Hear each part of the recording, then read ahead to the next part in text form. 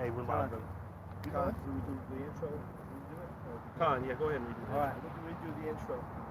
We are the real Hebrew Israelites, and we want to give all praise and glory unto Yahweh, Bahashem, Yahushai, Bahashem, Ha-Rakah, Kodash. Double honors goes out to all of the Akyam who push this truth on the streets with sincerity. All right? So, go in on these scripts right off the bat. Con, I got that Luke 2:43, brother. Okay, cool.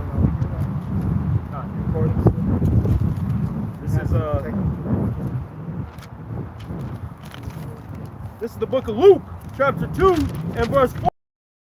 The children grew and waxed strong in the spirit, filled with wisdom, and the grace of the heavenly Father was upon him.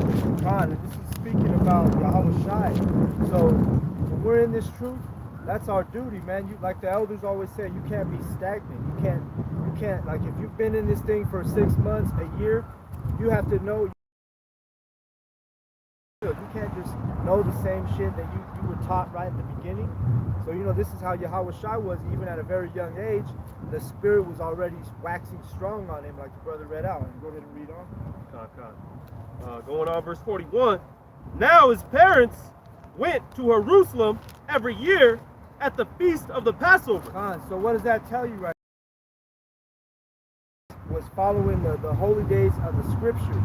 He wasn't down with these pagan holidays, right? You can't read in this Bible where Yahushai, the Messiah, the Savior, was celebrating Christmas or any of these pagan holidays that all you people, you two-third people love in America. You know? Nope, birthdays, none of that. But it's well documented in the scriptures, the holy days that Yahushai kept. All right? Every one of them, man, in the scriptures, man. Even the Feast of Dedication and Faith of Hanukkah. He kept that one too. You know? And they would go to Jerusalem for those holidays. You know, that was the law. That was the I custom. was about to say that. They would Forget, walk, brother. and that's why You just gotta pull it down like that. The Ethiopian, he left. The Pull it down Ethiopian again. left Ethiopia to go to Jerusalem. Oh, And why? Just It's because he was an Israelite practicing his custom, but he was scattered because of the punishment Yahweh put us on. There's many examples. And there's many examples in the scriptures when the scattered Israelites would journey to Jerusalem to keep the holy days. Okay, go ahead. You want me to? Yeah. It reads, going on, Luke chapter 2 and verse 42. And when he was 12 years old, they went up to Jerusalem after the custom of the feast. And you know, through the Spirit, I wanted to look up the word bar mitzvah because I was curious. I said, my question was, did the Israelites practice that bar mitzvah? But the answer is that is a Edomite tradition also. So, and it shows you the wickedness of Esau because they do that thing at 13. You know, deliberately. You know, Yahushua is 12 years old when he's waxing strong in the spirit, and the scripture first mentions he's doing that work. He's gathering that oil now, you know, at age 12, very young age. And that word bar mitzvah, it means, what it means is son is bar, and commandment is mitzvah. So it's saying you're the son of commandments, which is Esau's deception, all right? Because they're the ones who brought that custom, you know, when you hear about the Jewish, it's those fake Jews, you know, the bastard living in Ashdod. You know? So, go ahead, bro.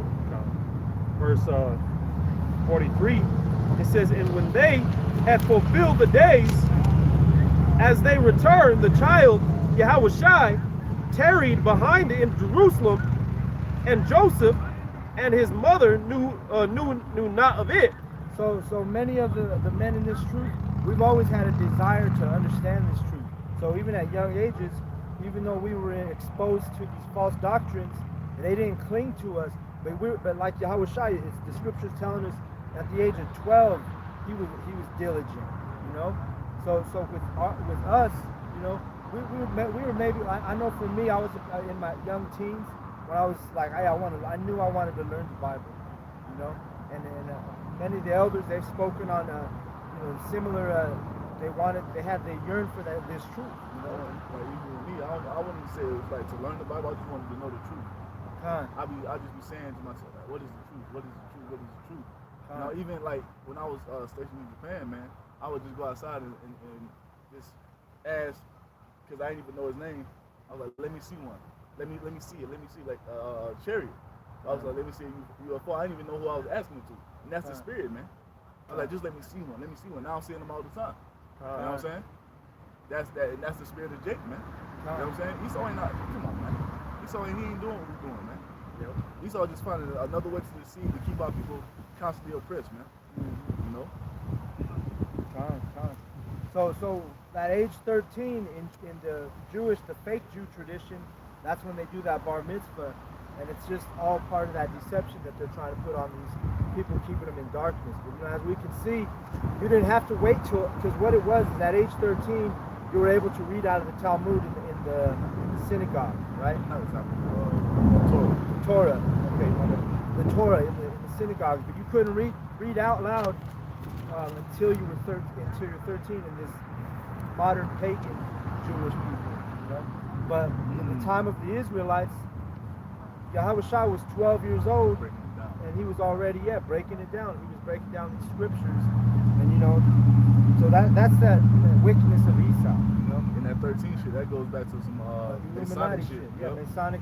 I was thinking the same thing, so that's I'm glad you brought it up. Go ahead and read on, dude. What's going on? Luke chapter 2 and in verse 44. But they, supposing him to have been in the company, went a day's journey, and they saw him among their kinsfolk and acquaintance. So they were with a group. They were traveling with their people. So they assumed he was okay with the people, but Yahushua being diligent, the scripture says he tarried in the temple, and he was diligent already at a young age. And they freaked out because they were like, where's he at? He's only 12, Yeah, because they weren't living in Jerusalem, they were living in Bethlehem.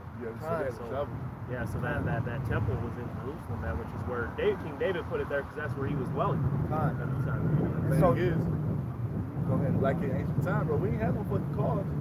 So it wasn't like it was no camels. You know what I'm saying? It wasn't like, oh, we just go back right now. So they walked along, 3 days they walked.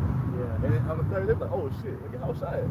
So they had to walk all the way back, 3 days journey back to Jerusalem, man. And could you imagine if your son is 12 years old and you're already 2 days out on the journey, and how freaked out you'd be, You'd be troubled. And he was staying back to do the work, man. And Yahushua was in his righteousness, being diligent at age 12, man, at a young age.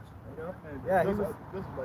I know Joseph wasn't stressing about it, man. It was Mary, more than Joseph. Like, hey, man, you're a grown ass man. And not only that, when you have kids, you can see the spirit on your kids at a young age. Joseph knew Yahushua had the spirit. Because the thing is, he's the son of the Most High, so he was already doing miracles that ain't even recorded about. He was doing shit like, they're not even all documented. Yeah. Because he probably was doing shit around the house. He was like, oh shit. You know what I'm saying? Yeah. So man. So Joseph, I guarantee you, Joseph. He wasn't tripping. Yeah. So he'd be alright.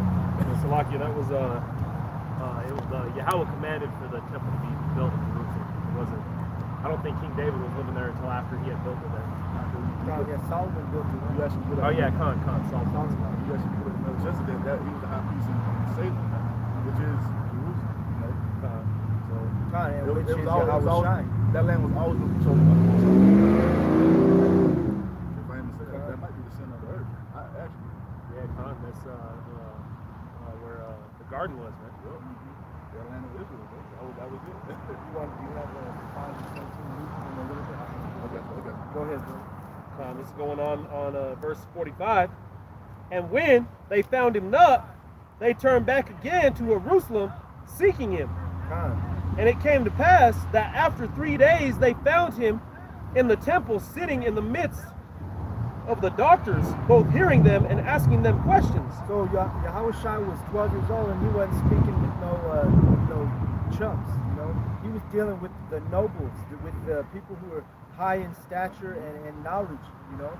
So he was dealing with them, and go ahead and bring out that Luke real quick. This is Luke chapter 5, verse 17. I started 16. Luke 5 and 16. And he withdrew himself into the wilderness and prayed.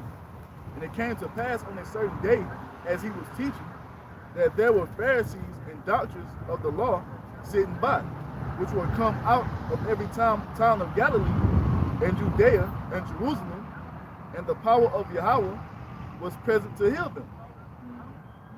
Is the next one talking about astonishment? Verse 18, and behold, men brought in a bed,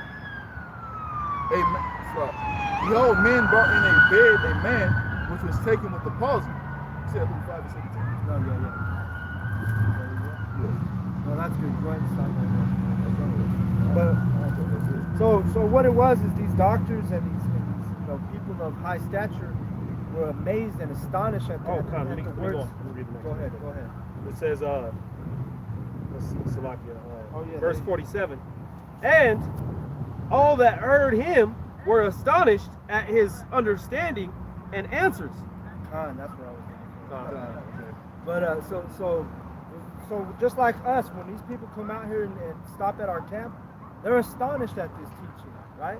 Because they haven't been taught that the so-called white man is the devil. They haven't been taught the truth. They haven't been taught that, any of this. That they're an Israelite, man. Not even that they're an Israelite, So these people, these doctors and these people of high stature were astonished at Yahweh Shai's teaching. And in the same fashion, when people stop to listen to us, it's like they can't believe it. You know what I mean? They can't. And the other thing is the elders. This happens with the elders. Like if you were ever able to deal with one of the elders, they're men that they can hold a conversation with any type of statured person because they've been in this thing and they have experience. They were dealing with Tucker Carlson from I think Fox, right, or CNN, one of those channels, and just right there in Esau's kingdom, you have Tucker Carlson who's in a high stature, but yet you have the servants of Yahweh.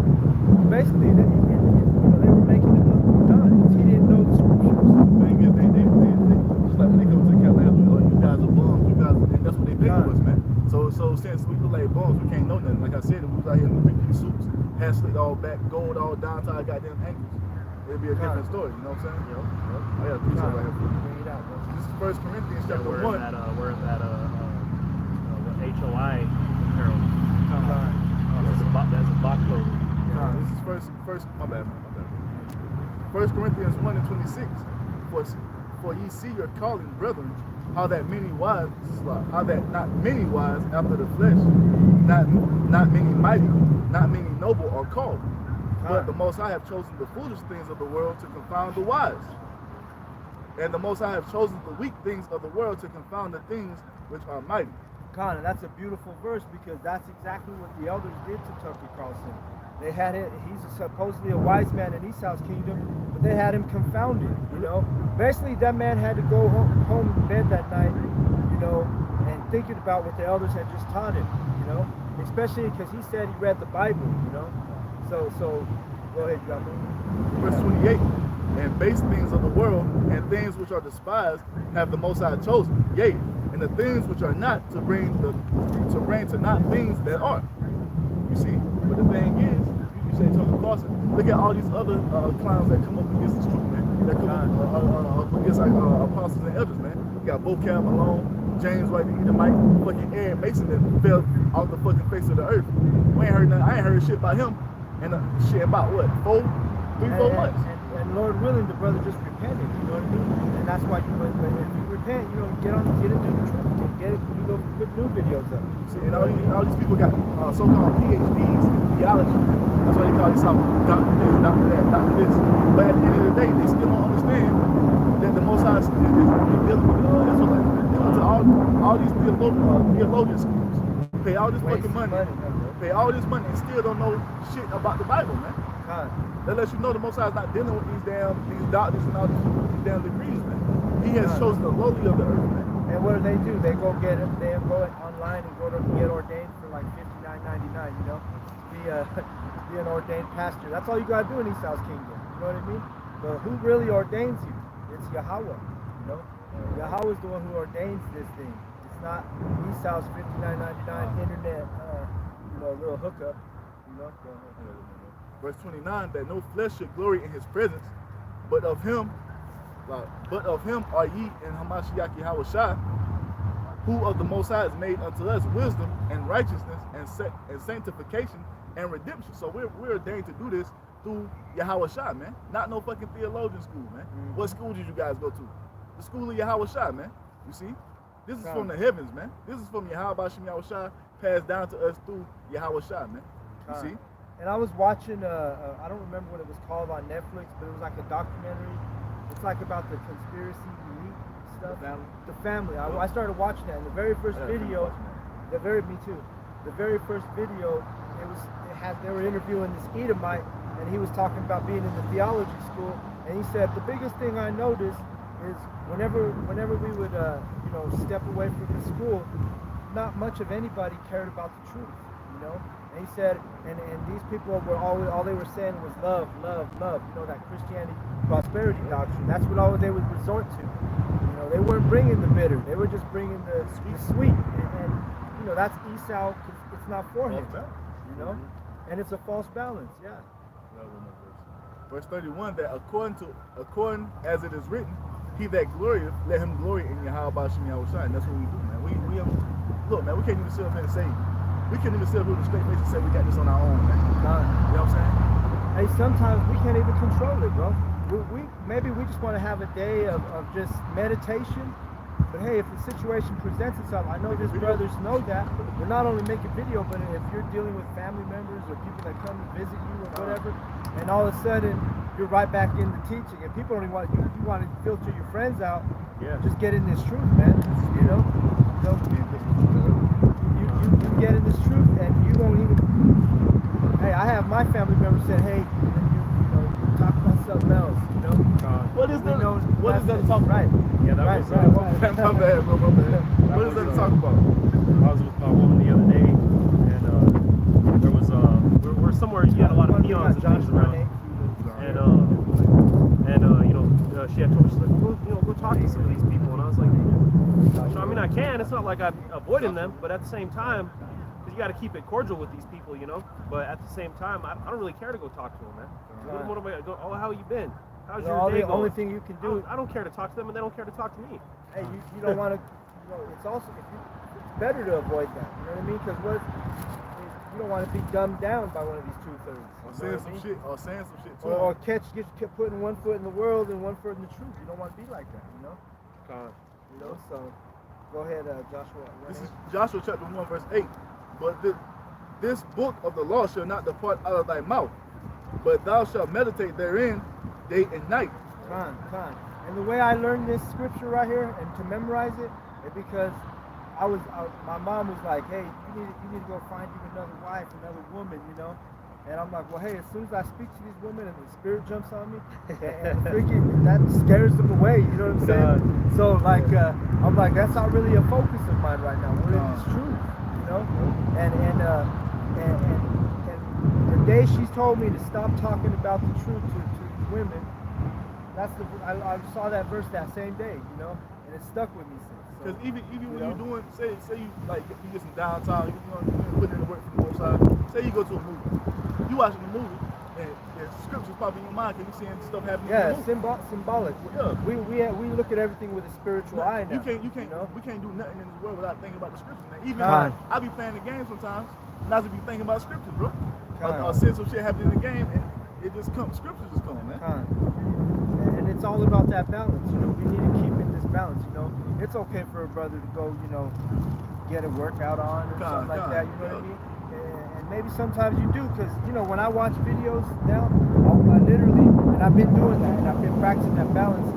Watch a video from one of the Israelites, and then maybe go watch something, you know, whatever it is. So I just want to watch. That's all you can do at the camp. Balance it out, man. All week, I'm in the truth, reading. You know what I'm saying? I still have my downtime during the week, but at the camp, you know what I'm saying? Kick back a little bit, like sip a little bit of wine, you know what I'm saying? Play the game a little bit, then Monday morning, back to it, man. It never stops. You should be looking forward to waking up.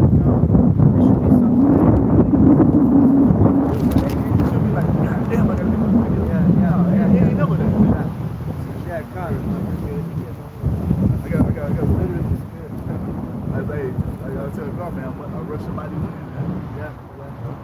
So going on. Those are those wings, bro. Those carrots, you know what I mean? Those wings are So all that is written therein. For then thou shalt make thy way prosperous, and then shalt thou have good success. By what? Keeping the word. And not only that, a two-third motherfucker, their idea of success and prosperity is much different. Their value is totally the opposite. You know what I'm saying? Now we're looking past it. That's perfectly said. At the end of the day, what can you so often besides the bullshit 9 to 5 with no rest, then you go to sleep for 8, 9 hours a night, waking up in the morning, your body still fucking hurting, and do the same thing over and over. It's just an endless cycle of nothingness, man. We looking past, man. The Most I said we're gonna actually live, man. So you want to pick up a spot on the earth and go chill there and vacation there for 5 years and just take your time and enjoy that place. You can do that.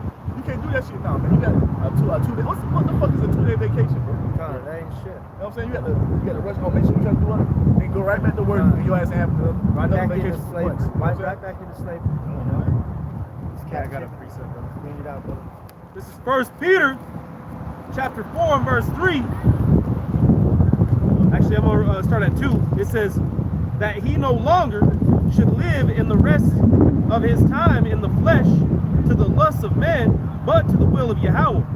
For in times past of our lives, of our life, they suffice us to have brought the will of the Gentiles, when we walked in lasciviousness, lusts, excess of wine, revelings, banquetings, and abominable idolatries, wherein they think it strange that you run not with them to the same excess of riot, speaking evil of you. So, you know, showing you, man, that these, you want to read it again, brother? Yeah, because I was talking. No worries. Go ahead, break it down, though. Break that one down. But yeah, just showing you, man, you know, once upon a time we were doing the same things, but you know, the Spirit quickened you to repent. The Spirit quickened you to start pushing those things off to a point where now you're separated, man. And these people that are in the world, they speak evil of you.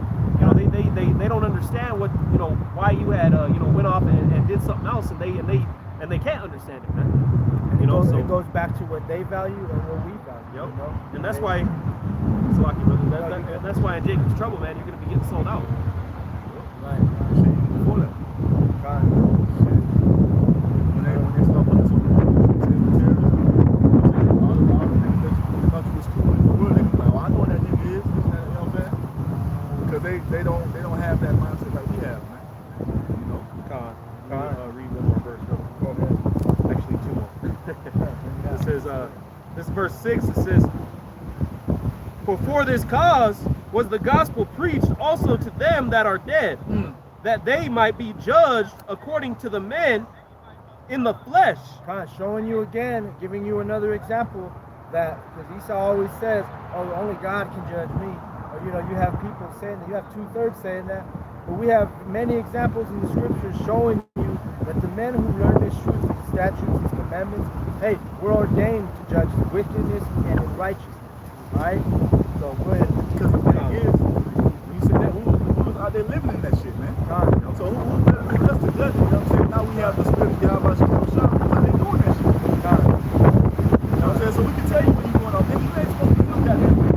That double stack report channel, man. Yeah. Sleeping with somebody else, woman. We was out there doing all that shit, so we know what not to do in this truth, man.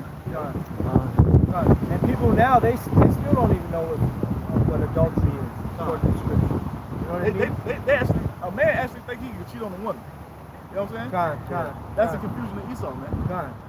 Exactly, yeah. And you know, they built up the women, so the women are down with that thing. You know what I mean? Yeah. They want to be like on Esau's doctrine. You know, they don't want to say, oh, hey, let's be wife number 3. You know what I'm saying?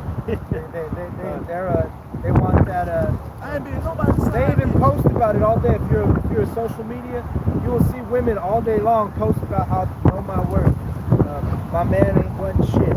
This and that. You know what I mean? I ain't It's nobody's like, side, bitch. God. I don't need nobody. Or they put that. They put it on. I need a righteous man, and and they're speaking of you know, one dude, That one nigga- sucker who's gonna be kissing their ass and serving them, you know, backwards. Don't even understand what a righteous man would tell you to shut the fuck up and get your ass back in that kitchen. Con. And you ain't gonna be offended by that thing when you had the right mindset, you know.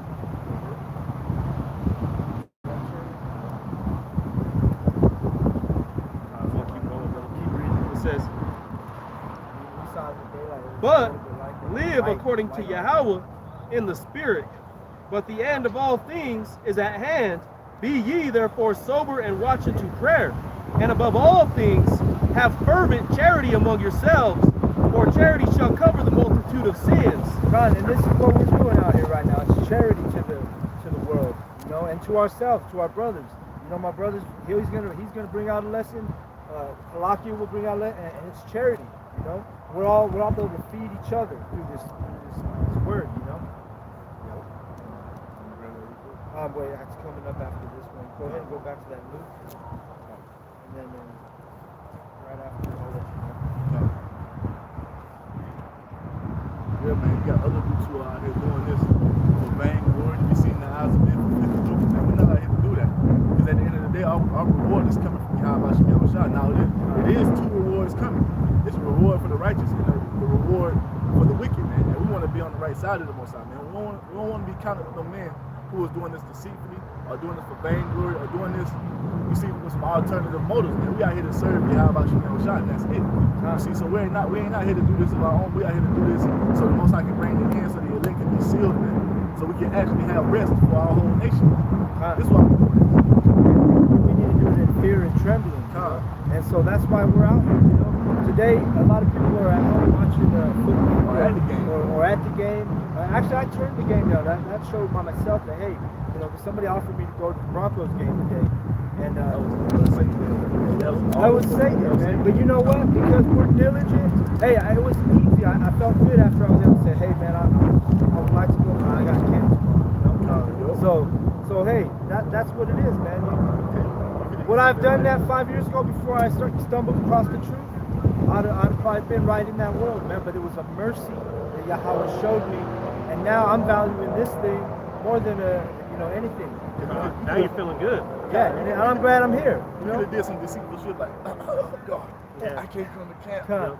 Oh, my And tire not only popped. that, They called me into work. And been at the game. Yeah, yeah. Oh, and you know, I'd have been That was vexed. I know I'm trying to Hey, stand up. yo. You would do something like that, That's I was right. going to vex your ass. Don't get it twisted, man. especially He if you're in gonna this fuck truth. He gonna fuck Another you up. thing, and that's why we say fear and trembling. Because I'm literally, not only, I was diligent, so I was able easy to say, hey, I'm thank you for the offer, I ain't coming. But hey, if I wasn't diligent and I would have went, we have the fear that, hey, if we miss camp to go to a Bronco game, You truly believe Something's that gonna Yahweh's happen. watching, man. Because Yep. the thing is, Yeah. that goes into being firmly rooted in the truth, man. Understanding and knowing that everything you do, the Most High is watching it. So if your ass would have turned down camp and went to the game, that would have been in your mind all that. That's shit like a would've slap been in the face. Oh my goodness. you know what I mean? It's like a slap in the face, especially on a holy day. You know what I It's mean? especially, You know what I'm saying? and it's a Sabbath. So, I Especially was if you were like- drinking on your drive home, looking for chariots through Yeah, the rear yeah, window. Yeah. The Most High Yeah, could- man. That shit could have happened where you went to the game and had a few drinks, and you leaving the game. Most High that cops pull you ass And over, what you is know? that? I would have been leaving to go to the Roman Coliseum. You know what I mean?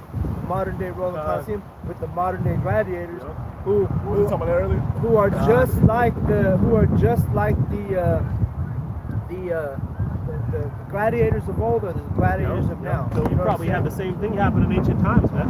You probably had the same thing happen in ancient times. When you actually look at football players, they do like fucking gladiators with all the Oh, they damn are gear and shit on, yeah. the helmets and shit. If you go look at the ancient gladiators, they wore helmets and shit, full face masks and shit. And one reason I would tell a brother, as long as you don't miss camp, go to a game and you will see that strong spirit of that Romans in those American Bro, you can see it on Coliseums. fucking TV, bro. Oh, but when you're there, bro, like I remember when I was walking because I was late to a game, I'm walking, you could just hear the emotions like up and down, you know what I mean? And those people, and you get there, and it's mostly Edomites, right? Because they're the ones who have the season tickets and all that. They have the funds to So actually you go get there, every week and shit. and you 1 minute they're like that fucking gladiator is the best person on earth. Don't let him fumble. And all of a sudden, hey nigga, fucking nigger. You know, that these Edomites drinking and shit. You know, I seen that. So that true spirit You know, coming out. so you see all the spirits rising up and down. You know, and I was vexed too because I had some food right when I got there, and this and these two Edomites were like. Was saying to him, I'm standing right over this Edomite with my food, and this Edomite lady was looking back like she was all worried that I was gonna spill my hamburger on her, you know.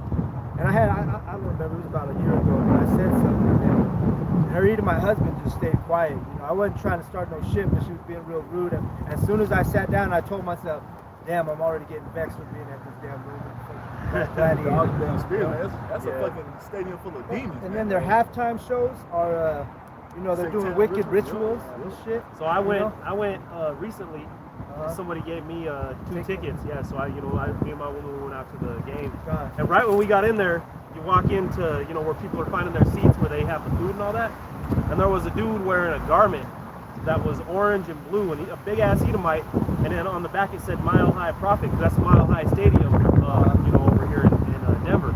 So and he had what looked like what looked like the 10 Commandments, like 2 fake stones he was holding on. God, it shows you Esau's. That's what they put their trust in. You know, like me, I used to be what they call a fanatic. You know, which that goes back to that word fanatic goes back to militant, right? So it's like some crazy shit. You know, meaning your emotions are from 0 to 90 just because of a football game. I wasn't too bad, but I had a lot more emotion invested when I was in the world.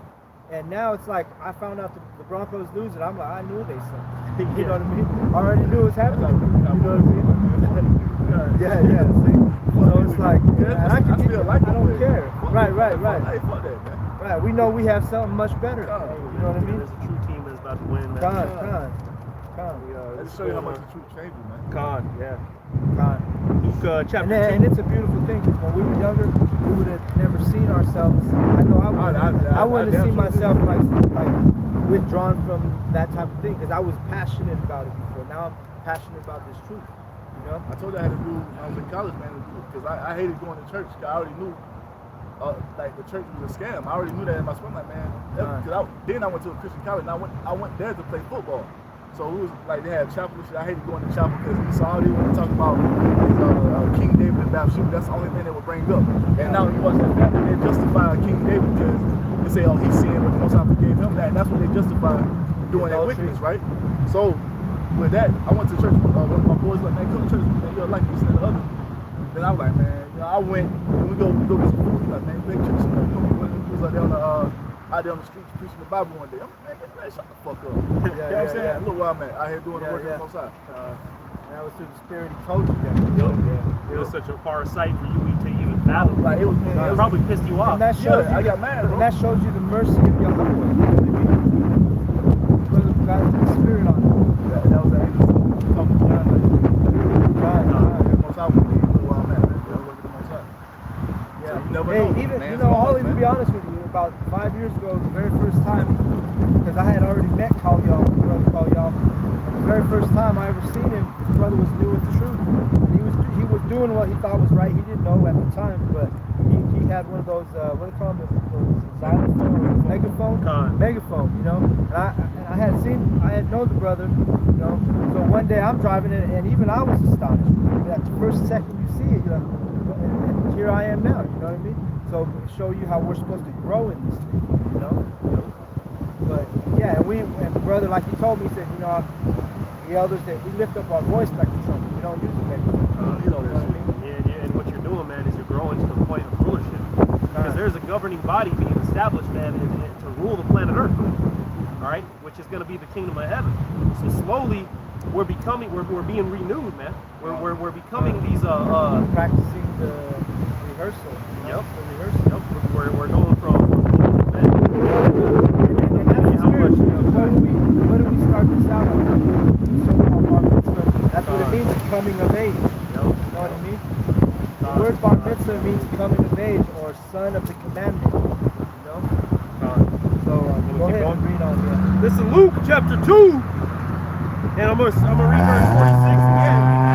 It says, and it came to pass that after 3 days they found him in the temple sitting in the midst of the doctors, and hearing them and asking them questions.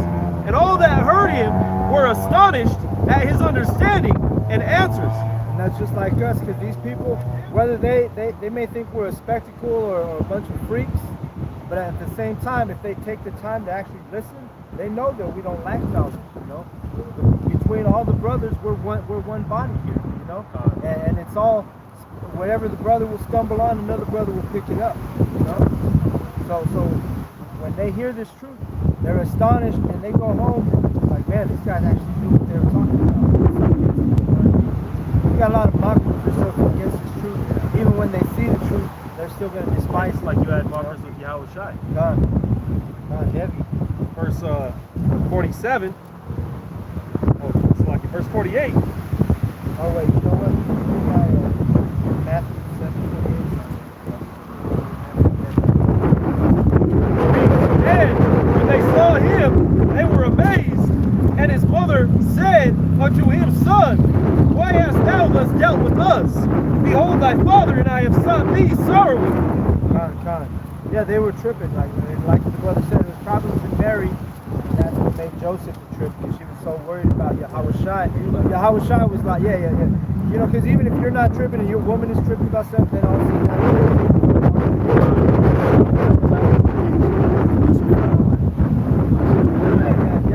and that's why you gotta watch it, man, because the act of sex is marriage, and that's the act of becoming one flesh. And so you're one flesh with this woman starts getting that demon on her. It starts out, that shit's gonna start making you act crazy. You know, so you gotta cut that shit. One time I told my wife, I was like, there's a demon on you. You better shut your mouth before it starts snowballing. You know, and then I start acting crazy. And Esau, by design, you know, he in his society, he pays that woman to have that man out of the house, child support, alimony, all kinds of different things. And that's why a lot of our men are growing up so emotional. That's why these 2/3, because their mom is raising them. You know what I mean? And they don't know how to be a man, and they're all emotional whenever, especially when this truth comes. So when you say, like, you go according to the scripture, say something about the woman shut the fuck up, doing what the woman's supposed to do. A man to get emotional because first thing he thinking about his mama. Yeah, you know, that's that spirit that Esau has allowed to build up in America by pushing the man out of the house, man.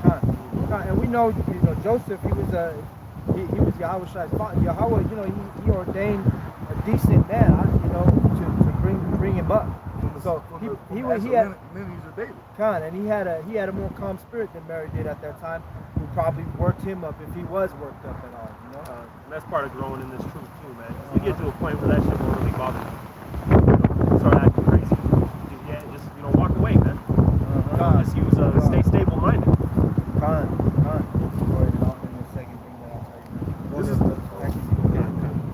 Going on, verse 49. And he said unto them, How is it that ye sought me? I'm sorry. Yeah, go ahead and bring that up. This is Matthew chapter 7, verse 28. And it came to pass when Yahweh Shai had ended these sayings, the people were astonished at his doctrine, for he taught them as one having authority and not as the scribes. And that's why you hear us speaking with our voice raised up, man. We're not going to come at you like the Edomite in this Christian church, whispering soft words. That's what he said. Why you guys speaking so loud? They're offended of it because they don't know what's righteous, man. They think it's wicked for us to preach this word with authority. You know what I mean? They're in the mindset that Esau's got them so softened up. You know, they're thinking about that little weak Jesus. Why are you being mean? And the way what would Jesus do? That's their one of their phrases. Well, if he was on the earth right now, he'd be doing the same thing we do. But it wouldn't be Jesus. Jesus would have been bitch about it. Yeah. But Yahweh Shai would be preaching with authority. You know? Like he was going back then. Because Esau people speaking these so-called biblical movies, because they're not biblical at all. They're actually blasphemous. When you see this motherfucker right here come on camera, how is he coming on camera? Yeah. He's got a soft voice. He's got his hammer around you. So if he's speaking like that, how the fuck did he teach 5,000 people? There were no megaphones in that back then. You know what I'm saying? So how was he teaching 5,000 people? Showing you another deception. What did say his voice sounded like the sound of many waters, man? Yeah. So if you went to Niagara Falls and heard that, that's how Yahweh Shai. That's how loud Yahweh Shai. You're having to scream to talk to each other when you're this close. You know Yahweh had given Yahweh Shai a strong voice, man. Yeah. He had like a Tupac voice. You know what I'm saying? Like when he's speaking, you know, that's one of the things people would say. You know, Tupac had a good deliverance when he did his music. You know, I'm not glorifying Tupac. I'm just saying the brother had a good voice. Just imagine what Yahweh Shai's voice was like. You know what I mean? Yahweh Shai was a big ass dude, man. He wasn't no little nigga. He wasn't a punk. We know that. He wasn't, because Tupac was a small dude. Now imagine Yahweh Shai. Yahweh Shai probably about what, 6'7", probably tall as hell. Big ass Judite out there preaching the word of the Most High. He gonna be loud. He gonna be loud as a motherfucker, man. You know what I'm saying? He was already loud. Man, I walked past some goddamn Judite women the other day. These bitches in the car, we in traffic. I'm talking, you get them bitches from the next lane, them bitches was loud. Hey, that's one of the characteristics. And that's the way, you know? Yeah, go ahead and read on. What's going on? Luke 2:49. And he said unto them, how is it that that ye sought me? Wist ye not that I must be about my Father's business? And this is Yahweh Shai just telling his mom, you know, like, hey, why are you tripping? You know I'm doing my Father's business. And that's, the brothers can relate to that. When we're dealing with our families, you know, we're out here, hey, we got camp, or hey, I'm going to do a video. Oh, you know, we got to tell them, hey, can you go in another room? Or whatever, you know what I mean? So it's like, you know, they're like tripping on that thing, you know what I mean? Like, well, can't you do that video later or when I'm gone? Like, hey, this is the spirit right now. You not know that I'm doing my Father's business? And you know, Lord willing, our families will, you know, slowly they'll hear that and see that, and they start to be like, okay, they kind of know now. Or they might sell you out. What does it say that mother shall be against son and father? Some of our mothers in our family, and we know that in this truth. We know that some of our family members are against us for this truth. That's why you gotta stay firm, man. No matter what gets in the way. Hey, man, we're not pushing people away. We're doing what we gotta do, and if you got a problem with the man, don't let the door hit you on your way out. This is Matthew 10 and 17. But I'll start. Beware of men, for they will deliver you up to the councils, and they will scourge you in their synagogue. And ye shall be brought before governors and kings for my sake, for a testimony against them and the Gentiles. God, and that happens to us. You know what I mean? Like, me personally, we've been doing a lot of camps in this side of town, and I'll run into people in the world, and they, you know, they're walking in, one guy told me, his wife said, oh, I saw my wife saw you, she should grab herself blankets. You know what I mean? Because Yahweh puts vain imaginations in these people's minds. You know? Yeah. So, you know, it is what it is. It's a humbling thing to be a prophet. You know, and it's not something that we've chosen. It's the Most High has put the Spirit on us to come out here and teach this truth. But when they deliver you up, take no thought how or what ye shall speak. For it shall be given you in that same hour what ye shall speak. So we know not to give a fuck what they think or what they speak. You know what I mean? Because we know we got the truth. We got the best thing, man. We got the best education on the planet. You know? And that's going into us not, when they snatch us up, we're not meditating or trying to think, what's the coolest thing we can say? Nah, man, we don't that's what we call, praising the Most High the whole time, and the Spirit on us. That's the coolest thing.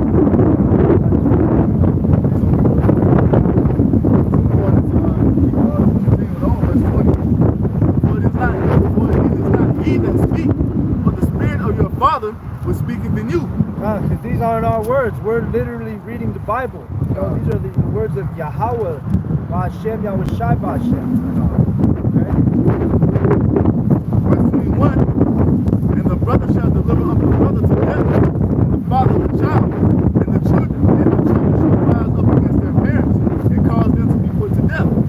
And ye shall be hated of all men for my name's sake, but he that endureth to the end shall be saved.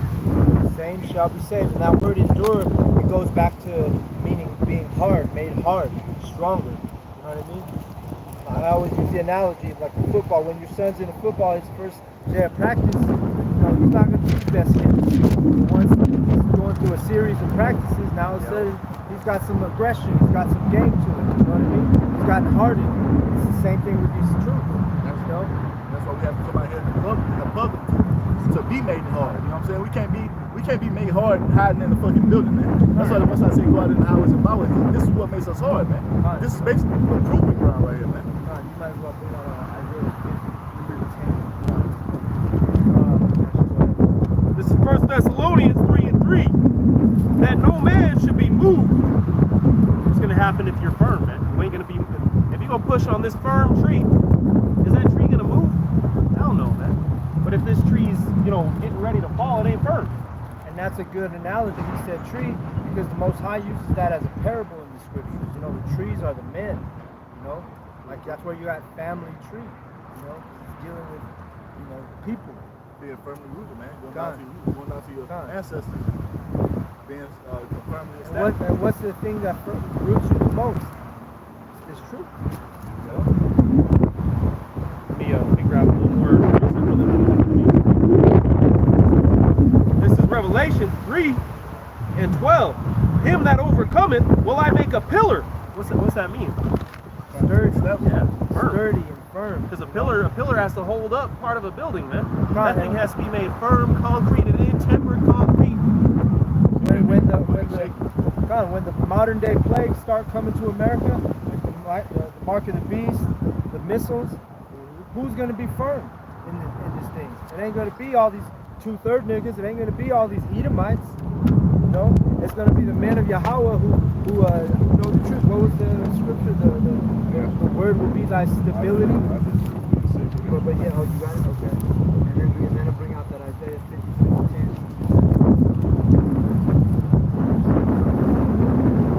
Isaiah 36, that's like Isaiah 33 and 6.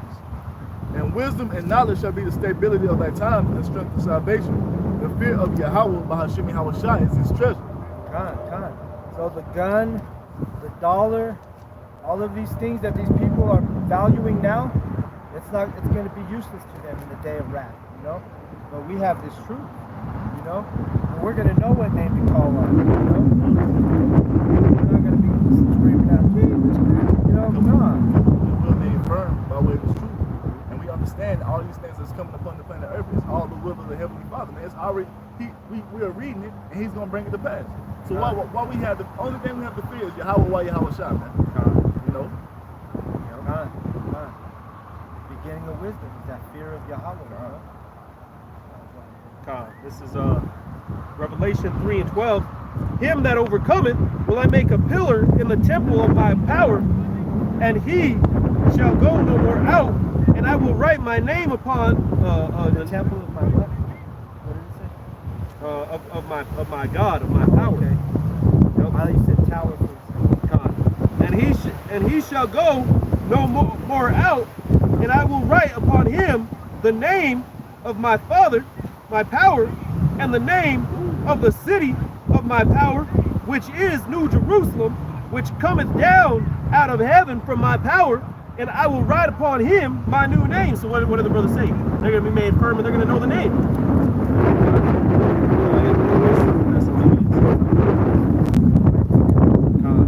1 Thessalonians 3:3, that no man should be moved by these afflictions, for yourselves know that we are appointed thereunto. For verily, when we were with you, we told you before that we should suffer tribulation, even as it came to pass, and ye know.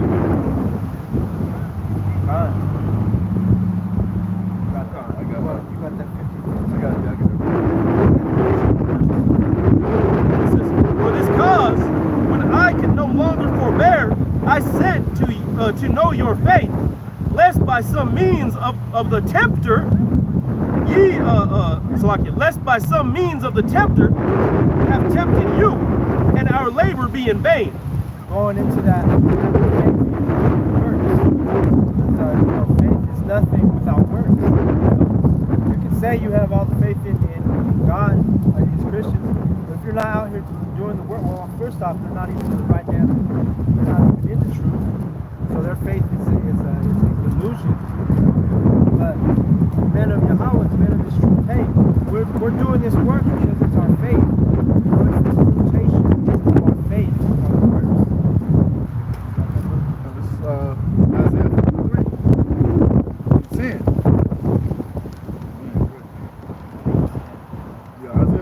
10.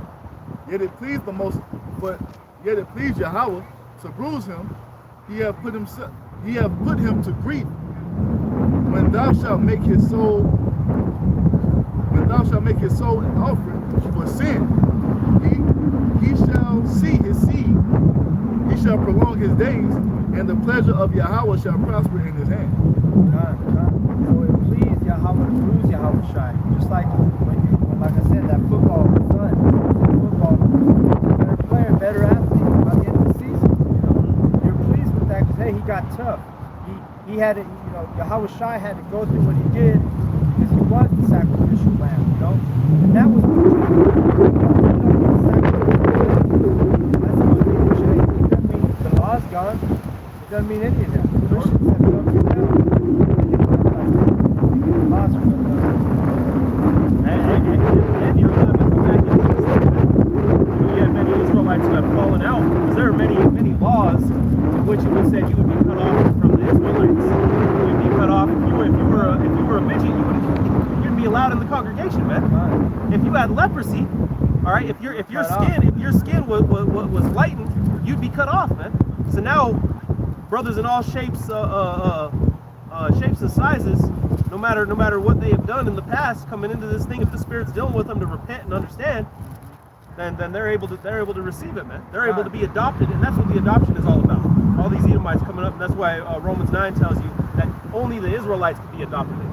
But you have to be an Israelite to be adopted in, man. But you've been tainted by this world. Yeah. You people think the Gentiles are everybody, like the scriptures are speaking of. And that's not what it is, man. We know the adoption, the laws, the promises, the covenants, it all pertains to the Israelites. I got two precepts real quick. This is Romans chapter 8, verse 16. The Spirit itself bears witness with our spirit that we are the children of the Most High. And if children, then heirs of the Most High, and joint heirs with Hamashiach, Yahweh Shai, if so be that we suffer with him, that we may be also glorified together. So we have to suffer with Yahweh Shai, going through the same things that he went through, going through that persecution, catching that affliction, doing all those things, so we can be glorified with them, man. And that's why it says, hey, blessed are you when you're persecuted. People come up against us, on the outside looking in, it looks like, oh man, this guy's getting hell from those people. But from the angels looking in, hey, that's beautiful. You know what I'm saying? That's Yahweh being pleased with us being bruised.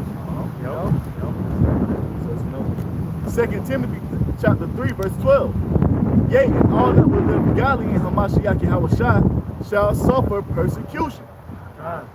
If you are not being persecuted for this truth, the Most High is not dealing with you. Joel Osteen, Creflo Dollar, T.D. Jakes, they're not being persecuted, man. They're being glorified. Their pockets are growing every week, each and every Sunday. Then the scripture tells you, don't suffer from being an evildoer, man. Then you're supposed to be suffering because you're in this truth, not because you're out here doing some wickedness. And if you know, the more you suffer. It's no way around it. Literally, when we start learning all these things, like for me, pork was easy to give up. You know what I'm saying? But some people may struggle with that thing. Like that's their favorite dish, pork chops. You know what I mean? That might be something like they struggle with. And you would have it presented to you, man, as you're trying to put that off or whatever. Yeah. Somebody's gonna come up or at work, they're gonna say, oh, we're gonna give you guys breakfast tomorrow, and it's gonna be a bunch of pork burritos. Like, oh, I remember I was with a Muslim, and we got burritos, and I told him, hey, you got the bacon burrito, because he's a Muslim. Him and I both knew. That each other didn't eat pork, and he's like, oh man, and he kept eating it, and I was like, and that's that delusion too. When you tell people you don't eat pork, they right away, oh, what are you, Muslim? Hey, bro, no, we're Israelites. They got that shit from us. So the thing is, well, he was a Judite. Oh, see, he didn't care. Yeah. So the thing is, bro, like back before, like in high school, before the game, they would feed us Papa John's. They would always get pepperoni. We had two dudes on the team. Their family was Muslims. So what they would do is, they would pick the pepperoni off and eat the pizza, but nigga, the shit is cooked into the pizza, man. And you're not even supposed to touch that flesh. Exactly, man. You know what I'm saying? The scriptures say do not. But hey, if you're not in the truth and you're in one of these Christian churches, you're gonna eat that pizza thinking you're righteous. They say all you have to do is pray over in the name of Jesus Christ. It's good. No, man. Yahushua didn't go up on the cross so you can do what the fuck you want to do, man. And as us in this truth, learning every day, every week, we're like, how the fuck do these people not understand? We don't understand how they can't get it. But you know why Yahushua did go on the cross, man, is because I'm gonna order the cheese pizza, right? They just done cooked a pepperoni pizza on there, and then they're gonna throw my cheese pizza on there, cut it with the same cutter. And you see, that's how you pray Yahweh Shem Yahushua the water. So Shalach Barakim, send blessings and eat your food, man. So the thing is, I seen that shit the other day, because like that's why I tell them sometimes, change your gloves. I don't eat pork. When I get pizza, I usually get a beef and cheese or a chicken and cheese pizza, right? Yeah. So I was in there the other day, and it was like one of them, off branch restaurant, like a New York style restaurant. So it was like cutting shit. That was like cheese in there. And I realized they cut this pizza with the same fucking cutter they cut all the other. So all the pepperoni and shit getting cut through. When you order your shit, it's getting cut with the same cutter, man. That's what a man who's learned, who's studying and diligent. Hey, we're able to disdain that righteousness from that wickedness, But before we couldn't do that, because of the mercy of Yahweh. Hey, we're more in tune with what we're supposed to be doing. We ain't willfully out here going to get a fucking plate of pork chops, man. And that's why it makes us mad sometimes. You know what I mean? Because it's upsetting. Somebody's trying to feed you this and that, or you're not supposed to eat it. Or just try one. Hey, you know what I've done in the past? When somebody went and bought me, said they know I don't eat pork, and they go buy a bunch of pork. I went to my car and just put a curse on the whole building, man. Yeah. And then did a sit down. And they went back in, for after the break. Everybody was eating their pork pizza or whatever. And that's a righteous thing, But if you're not in this truth, you're gonna think God is an asshole for praying against. He didn't even eat the food that I bought for him. That's disrespectful. Nigga, I told you I don't eat pork. Yeah. Speaking of that demon, because like I used to struggle with smoking weed, man. That was one thing, because like me and the brother was talking about, like back in the world, I was smoking weed my whole life, this and that and the other, so I'm making some deliveries. So the situation happened where she sent me to the wrong address, and I had to come 30 minutes back across town. So when I get there, she was all, I'm so sorry, this and that and the other. I gave you a so-and-so tip, and I have some more money for you. Here you go. Here's another tip for you. And she like, here, I can tip you on weed if you want to. I'm like, bro, what kind of shit is that? That was Satan, bro. That was Satan, because Jake don't turn out no free shit. I'm like, man, I don't smoke no weed. It's cool, man. Even that bigger, because I really wasn't stressing about it, bro. And that's what this truth gives you too, patience, man. Yeah. It is what it is. It was meant to happen, but I don't want no weed. It's cool. You know what I'm saying? I just walked out, man. Like, bro, that was Satan, man. And again, if the brother didn't know the truth, he's not going to be vexed with that decision. You know what I'm saying? But now, hey, we're in this truth. The oppression maketh the wise man angry. This is Luke 2:49. And he said unto them, how is it that ye sought me? Wist ye not that I must be about my Father's business? And another point I wanted to make with that is when Yahushua was telling his parents, like, I was doing my Father's business. The other thing is elect, the other people that are not the elect, attached to us, 1/3. They don't value the truth like they don't see the importance of camp. You know what I mean? Yeah. Like you were talking about earlier, you tell you what you want to do, you about to sit down the arrow. Yeah. You know what I'm saying? Yeah, mine will do that shit sometimes. All sad and shit because you're going to camp. Yeah. So they don't see the value. They don't. Only the elect are going to value this truth and come into camp. And if you have people in your camp that don't want to come, or they're making excuses every week, and that means, hey, they're more likely not an elect person. Hey, and that's fine, man. If you're in this truth, you're going to want to be here today. And I'm not dealing with anything personal with people. I know our brothers are on the other side of town, our other brothers. All that matters, man, is that the work is done. Going on verse 50, it says, and they understood not the saying which he spake unto them. They couldn't get it, meaning they weren't elect. They weren't this truth. They were not fired for this truth. You're not going to understand it.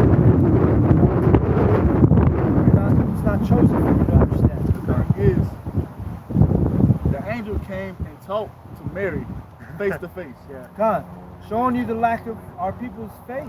No, I'm talking about the woman's faith. The angel, woman too. The angel came and told Mary he's going to be a great person in Israel. He's going to save his people from their sins. And she forgot that like, quick. oh, he's talking about the Most High. Yeah, she forgot that the angel said that about Yahweh Shai that quick. And She was like, what are you should have talking been about? like, This is your daddy. if she was in her righteous mind, she would have came back to Yahweh Shai and said, oh my God, That I'm just so shows- sorry. that just shows the I'm sorry we left the temple.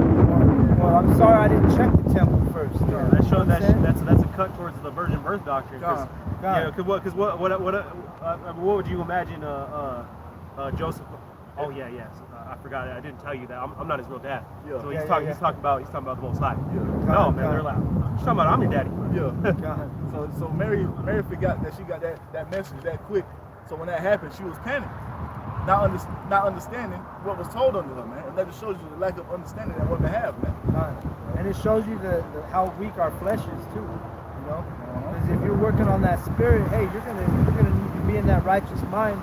You're gonna know what's important. So if you're gonna go off your flesh, man, hey, you're gonna miss camp. You're gonna be mad when you can't find Yahweh Shai, and you know what I'm saying? You ain't gonna have no patience. You know? I done been somewhere waiting for some food. You know what I'm saying? Do delivery shit. Waiting there for a minute. We had somebody working for the same company I'm working for, and they wait for the food, but they bugging, they over there tripping. I've been here 40 minutes, man. Oh, it's usually Esau. Like, always It was Jake this time. Oh, But okay. just to show you, they don't have the spirit. I was just sitting there, man. I was using that time to go through water, man. You know what I'm saying? Yeah. Or go through, listen to your own sit down. Yep. You know, sharpen yourself up. You know, and that's how the men of Yahweh, we know what we have that foundation, man. We have that diligence allowing us to say, hey, this is a good time for me to, a perfect time for me to, feed my own vessel. You know? But I seen that thing too. I had Esau one day came up to me. Esau wanted me to sign a petition to go against the DoorDash. You know, he's all, man, they've had me all over tonight. You want to sign this? I'm gonna get a lawyer. I'm like, bro, I ain't fucking with Esau, man. I left. I had one of you might tell me, oh, they ain't paying enough.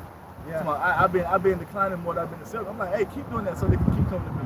Right. Okay. Hey, because that's that patience and diligence you have. Because you know, hey, even if you work a little extra hours, doing the job, time flies. Hey, that's that extra $20, 20, 30, whatever it is. You know what I mean? Because it's diligent. We're not going to be all out of That our. shows you how ungrateful Esau is. Because how entitled. We know everything that comes our way is from Yahweh Shai, man. And that's what these people don't understand. We're being fed by the Most High constantly, man, in the spirit and physically, financially, man. That's all Yahweh Shai. They don't understand it, man. Because the Most High can have your ass out there doing that shit. Now you ain't getting no money. And Esau's pride and arrogance away yeah. gets him riled up. He gets riled up so fast. He feel like working. I deserve $30. Yeah. That's how he feel. He feel like he should be getting paid more anyway. When I'm like, hey, I'll take this shit. I'll take it. That's extra money in my pocket. Hey, he's on the phone with his attorney, and we're just like, it didn't even phase him. Yeah, you know what I'm saying? Hey, pennies make dollars, nigga. Right. Yeah, diligent, patience. It's going on, verse 51. And he went down with them and came to Nazareth and was subject unto them. But his mother kept all these sayings in her heart. And Yahweh Shai increased in wisdom and stature and in favor with Yahweh and man. Con. So, to a point, it shows right there that Mary, she had some zeal and some understanding, but not like the same measure and stature of Yahweh Shai. The Yahweh Shai, he had the greatest measure in this knowledge. And that's what that word stature, I looked it up. One of the synonyms was measure. We know that King Solomon was so wise with his proverbs. Later it became Yahweh Shai, and he was deep in that thing. At the age of 12, he brought out. She had to watch. Watch Yahweh Shai, the whole fruit of her womb, be put to death by their own people in front of her, man. So the thing is, we just read that Yahweh Shai grew in stature and in favor with men. So at one point, he was actually liked, but when he started doing the work, he became hated. Just like us. He was in favor with men until he started doing the work on both sides. Until he started going out there in the highways and byways doing the work. Then he became hated, man. And they hated it because their minds were backwards like the people today, man. Their wickedness is righteousness, and their righteousness is wickedness. You know, give me the why a lot of times the elders say that we're living right now in the time of Acts. Acts chapter 2, I mean, Acts 2.0. Yep. I got you Mark 6 and 3. And then bring out This is Mark 6 and 3. Go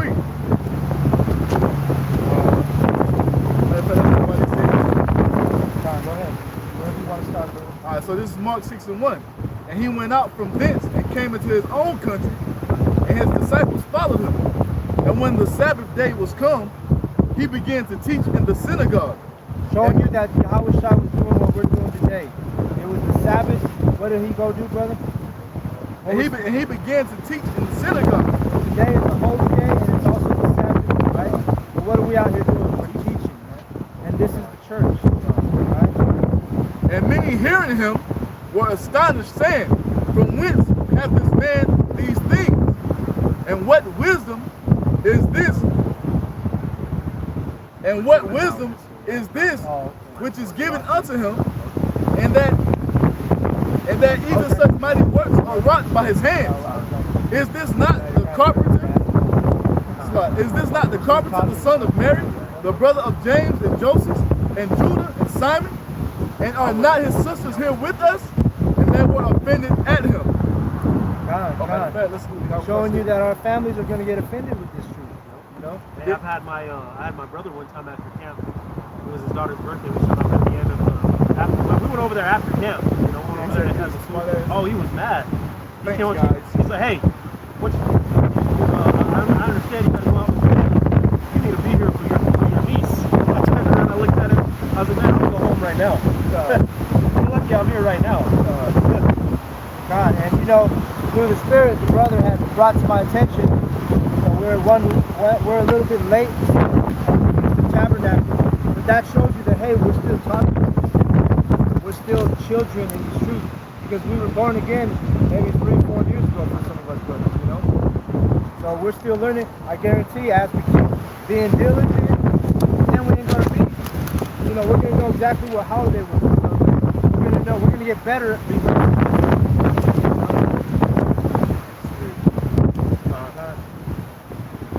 How I said to him in Mark 6 and still 6 and 4, a prophet is not without honor, but in his own country and among his own kin and among his own house. So they're trying to throw some shade on Yahweh Shai, right? They're like, hey, why is your family over here, man? And you're over here teaching, and they're trying to like expose a division. You know what I mean?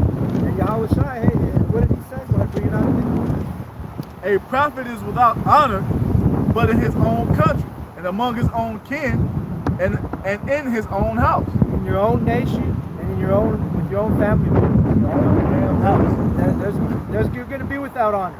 When you first get on fire, you know, people might see it, but they have that lack of faith and understanding. So they literally don't value it at all. They don't believe that you're a prophet. You know what I mean? They didn't believe Yahweh Shai was a prophet. You know? When I first went into this, I was telling you, you're like, man, what's going on with your hand? When you get your hand, when you check it? I'm an Israelite, I'm a Hebrew. They was like, you're a Hebrew? A scoff. Yeah. Then one of my uncles, his sister, she was keeping the Lent shit. Yeah. I'm saying that Catholic bullshit.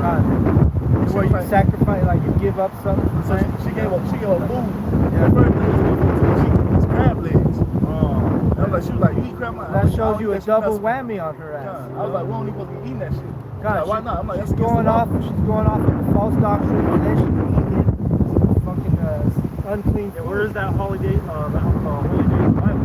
Right. And she's eating unclean food, and I see our people left and right posting their fucking shrimp and their what's that Mexican dish that people make? I can't remember. No, you know about my right? Mexicans are heavy, right? They'll put all that ceviche and post it on their Facebook, you know, and God bless me, you know, I'm blessed, you know, and because just like his they lack the understanding, so they can't even be angered or vexed because they don't know the truth, man. Yeah. Instead, they're thinking they're doing something righteous, and they're going out. She gave up food. You know the day Mardi Gras is celebrated right before Lent because basically what it was is it was those followers, those believers were trying to do all the niggly shit they could right before they had to put something on. Yep. So like I'm doing all the abomination I can. For 40 days I got to be. And that's why we come to camp though, because I didn't know that. You know, you come to camp and you get sharpened by each brother. You know, every brother has something to give to this truth. You know, it gives us the understanding. But it makes sense. I can see Esau saying, "Hey, I'm gonna go be all kinds of wicked right before Lent." You know, or that's what they do when Edomites have the courage to ask me about this truth, and I tell them, you know, you know how many Edomites have told me, so what you're saying is I can just go do anything the fuck I want. You know, I said, hey, this is your kingdom. I go, this is your that's kingdom. What I tell them. That's what I tell them. I said, this is your kingdom. Go act a fool right now. Because your times are going to be up. The most I even tell them, rejoice and be glad, O daughter of Edom. See? Go ahead and do what you do. Right. This your kingdom. Hey, you better go do what you got to do because this is it for y'all. Yeah, and he's brought it up, the Edomite I'm thinking has brought it up a few times. So now he's at the point where he's just like, you know, he'll even tell people, well, according to him, the laws don't even apply to me. You know, and I'm like, hey, they don't apply to you, bro. I'm just being real with you. Go do your dirt, you know? But go ahead and bring out the you want to keep reading that? And verse 5, Matthew 6 and 5. And he could there do no mighty work, save that he laid his hands upon a few sick folk and healed them. Because they were lacking faith, so Yahushua, hey, the Spirit ain't going to work where there's no faith, man. When these people are looking at Yahushua just like they look at us, they don't believe we're bringing out the truth. We can't, you know, we don't even have the power to do anything. But on a low level, we can teach. Yeah, we can teach. We're going to get a higher degree of spiritual power. But because that town lacked the faith, Yahushua wouldn't fuck with it. You know what I mean? What you do, it's going to come up right now. Verse 6, and he marveled because of their unbelief, and he went round about the villages teaching. And then what is the same thing? You know, if you're in this truth, you should marvel at the unbelief of your family members, of these 2/3 people, of these these Edomites. Well, the Edomites we know, right? But the 2/3 and other, you learn the truth, and you get a better understanding. You're like, damn, like I just said earlier, how did it's a marvel to us, and we see it, and we don't understand how other people can't see it. And that's what the scripture realize. All Israel is not open. Most I have blinded 2/3 of our people, so they're not gonna get it. You know, so it gets to the point like, man, fuck it. You know, the word marvel means wonder. Yeah. We're wondering like, damn, how do they not see this? Yeah. That's what Yahushua. What the hell is wrong? Yeah, he's What is going on the planet Earth right now? Like, you don't understand this. He was healing people, they still won't believe it. Yeah. God. Like Mary brought up. The angel spoke to her, and already after 2 weeks, whatever, or, you know, I guess it was 12 years. Then all of a sudden, Like the generation that got the death in the wilderness. That's like, and you know, we got to examine ourselves in this truth.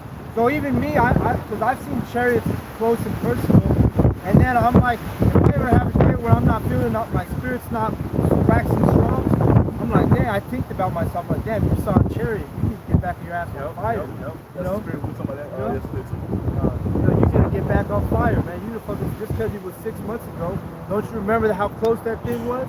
You know what I mean?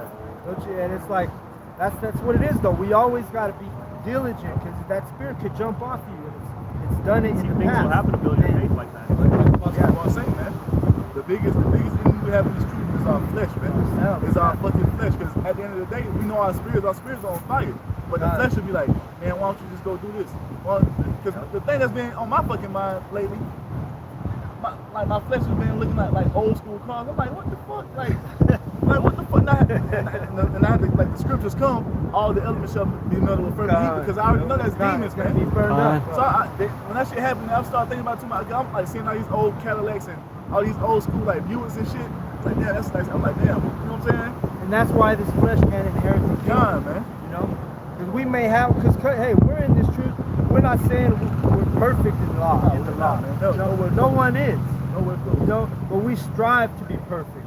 You know, and literally in this generation, compared to these 2/3, we literally are, because you don't see no one else pushing this truth on the streets. You know, so to an extent, we are perfect in this generation. Just like the brother Job, the prophet Job, he was perfect in his generation, and he was dealing with Sodomites and Edomites. You know, just like we are. Yeah, he lived amongst the Edomites. And so do we. Right. We live among the Edomites and the Sodomites. So that's why, and that's why we come in the spirit of all those things, man. Because we are the righteous of the Most High living amongst a wicked generation, man. A bunch of fucking wicked ass people who have nothing in their mind but wickedness.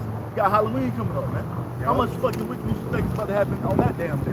God, and that's literally catering to wickedness. That holiday. Yeah, that whole month, man. Or I should say that pagan day. Halloween. It's not a holiday. You know, the word holiday goes back to holy day, and Halloween damn sure ain't holy. Damn sure ain't. You got Issachar out there in Mexico celebrating Day of the Dead. Yeah, same thing, yeah. And that's just their version of Halloween. That just shows you some wickedness, because they made a movie about the damn Day of the Dead. A Disney movie at that. Goddamn Coco. It's about the damn Day of the Dead. They made two of them. It was the Day of the Dead and then the Book of Life. And what do people all say about those movies? Oh, that movie was so cute. Oh, little Junior loved it. He watches it all the time. You know, because that's that darkness our people are in. You know, and that they're not in the truth, so they're not vexed. So it goes right over their head and it takes them to the brain. I told my mom, because like, we trying to find some shit my brother to watch, and she turned that shit. I'm like, all these fucking Disney movies on Netflix, we had to find this motherfucker here. All these fucking movies. And that's the spirit of Esau. You know, they do all that, and they do it to the kids at a young age. You know, like what do you call it, Dr. Seuss. Yep. That's all witchcraft. Yeah, one of the brothers sent a picture of a toddler shaving kid. Yeah. It wasn't a real shaver, but it was so they could pretend to shave. And you know what's funny is that shows you that this wickedness is in Esau's spirit and his school systems. Because when my daughter was a kindergartner last year, the very first books they would send her home every week, I'd see like a Dr. Seuss, and I had just been revealed about how that's sorcery, you know. And sure enough, there's Esau giving my daughter that dose of wickedness, that injection of false indoctrinating those kids in those schools. And then you don't send them to school, what's gonna happen? They're gonna come take your ass to jail, send her to a foster home, and they're gonna indoctrinate her ass more. And it's gonna be Edomites doing it. Showing you the law can't keep us, it's not gonna save us. That's part of the curses, man. You know, we're under these curses in captivity, and we gotta deal with things like that in this truth, and that's part of that bruising we were talking about. You know, being made hard. Go ahead. So back in Mark chapter 6, verse 7, and he calleth unto him the 12, and began to send them forth 2 by 2, and gave them power over unclean spirits. And he commanded them that they should take nothing. And he commanded them that they should take nothing for their journey, save a staff only, no scrip, no bread, no money in their purse. Fine. And that was going off of what the brother was just talking about. Hey, don't worry about those Cadillacs. Don't worry about the money. Don't worry about all this vanity stuff. You know? Yahushua kept it very simple with his disciples. He said, all you're going to need is a staff and your sword, the Bible, the truth. That's all you're going to need on this journey. And that, how do you think they had those powers to go against those demons? Faith. The scriptures and faith, you know. But how do you curse a demon with the scripture? You know. And he said unto them, and what place soever ye enter into, in house, there abide till ye depart from that place. And whosoever shall not receive you, nor hear you, when ye depart thence, shake off the dust under your feet for a testimony against them. And that's what we've done now. You know, last week we weren't received well on 16th Street Mall. What are we doing? We're shaking the dust off, watching our people's hands clean. We're at a different location. Hey, our lesson hasn't been interrupted. You know, so that's a good thing that we can come out without interruption. You know? We're shaking the dust off our feet, and we're moving on. We're over here today. You know, the Spirit will take you to a campsite. But right now we're dust off our feet.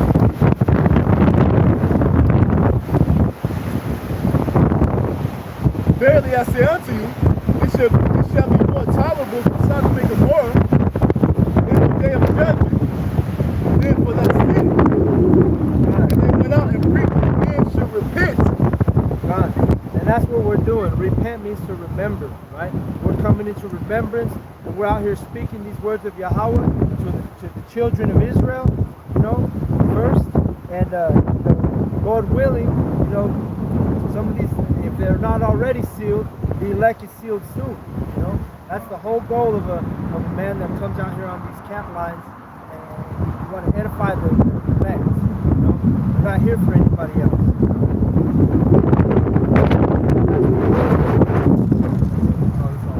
And that's just the spirit. You know, with brothers' garments and wings have a, you know, it's the spirit. Verse 13. And they cast out many devils and anointed with oil many, that the sick that were sick and healed them. And what is a devil? The word devil means a deceiver, right? So when all these people last week were coming up to the camp trying to challenge the truth, you know, what do? We casted them out, man. You know, because those people are deceiving you with all kinds of bullshit. You had the Judite girl that was trying to give breakdowns. You know, you always have some fucking Jake that wants to come up and give his opinion of the truth. You know, what the scriptures and the knowledge and the studying enables us as a body here, you know, enables us to, hey, cut them demons, to cast them out, you know. And then what happened right after camp? The brother who's on the camera, Brother Jesse, he charity visit, and because I brought that up, Psalms 34 and 7. Because, you know, those angels, they're right around us, all right? The scripture says we may not be able to see chariots right now. Don't get it twisted. They see what we're doing. They can see what's happening. They can see when people are coming up against this truth. They can see who's defending this gospel, all right? So which side do you want to be on, you know? If you fear the Lord, you're going to be out here teaching and defending this gospel. Psalms 34 and 7, the angel of Yahweh encampeth around about them that fear him and delivereth them. So by us out here teaching shows the fear we have of Yahweh, right, in the faith. Right after we left camp, you know, the demon spirit was heavy for a second, but when we left, then the brother saw a chariot, and hey, what did it do? Man, that's an encouraging thing, you know. In the same fashion, that happened to Yahweh Shai, and the devil was tempting him on the mountain. That was the Roman devil at that time, trying to say, Nicki Minaj, Cardi B, all these Israelites who sell themselves, they say sell their souls to fame and fortune. Yahweh Shai wasn't down with that, you know. Instead, what happened? He resisted the devil, and then the angels ministered to him right after. Same thing as us last week. We resist the devil, and we saw an angel. You know? And the same thing with the elders. About a month back, they're adversary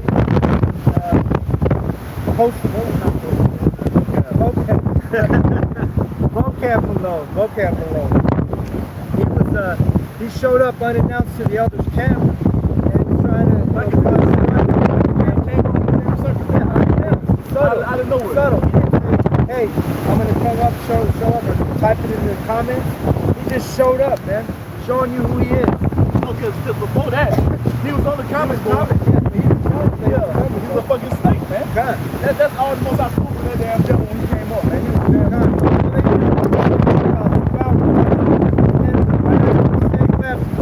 What happened? There was a fleet of chariots, man. So just like Yahweh Shai was ministered, the elders have been ministered, other GMS camps have been ministered by the angels. In the same fashion, we had a chariot show up after camp last week. And that shows you that the Yahweh is it wasn't any of us in particular, you know, but the Spirit, man. What King David said, he teach my hands to walk. You know what I'm saying? That's saying that it's true, man. The Most High Yahweh Shai is teaching us these scriptures, man. And he's putting us the highways and byways, you know what I'm saying, to test us, man. You see, that's all it is a test. You see, and we go out there and fight, and we continue to fight until the bell rings, man.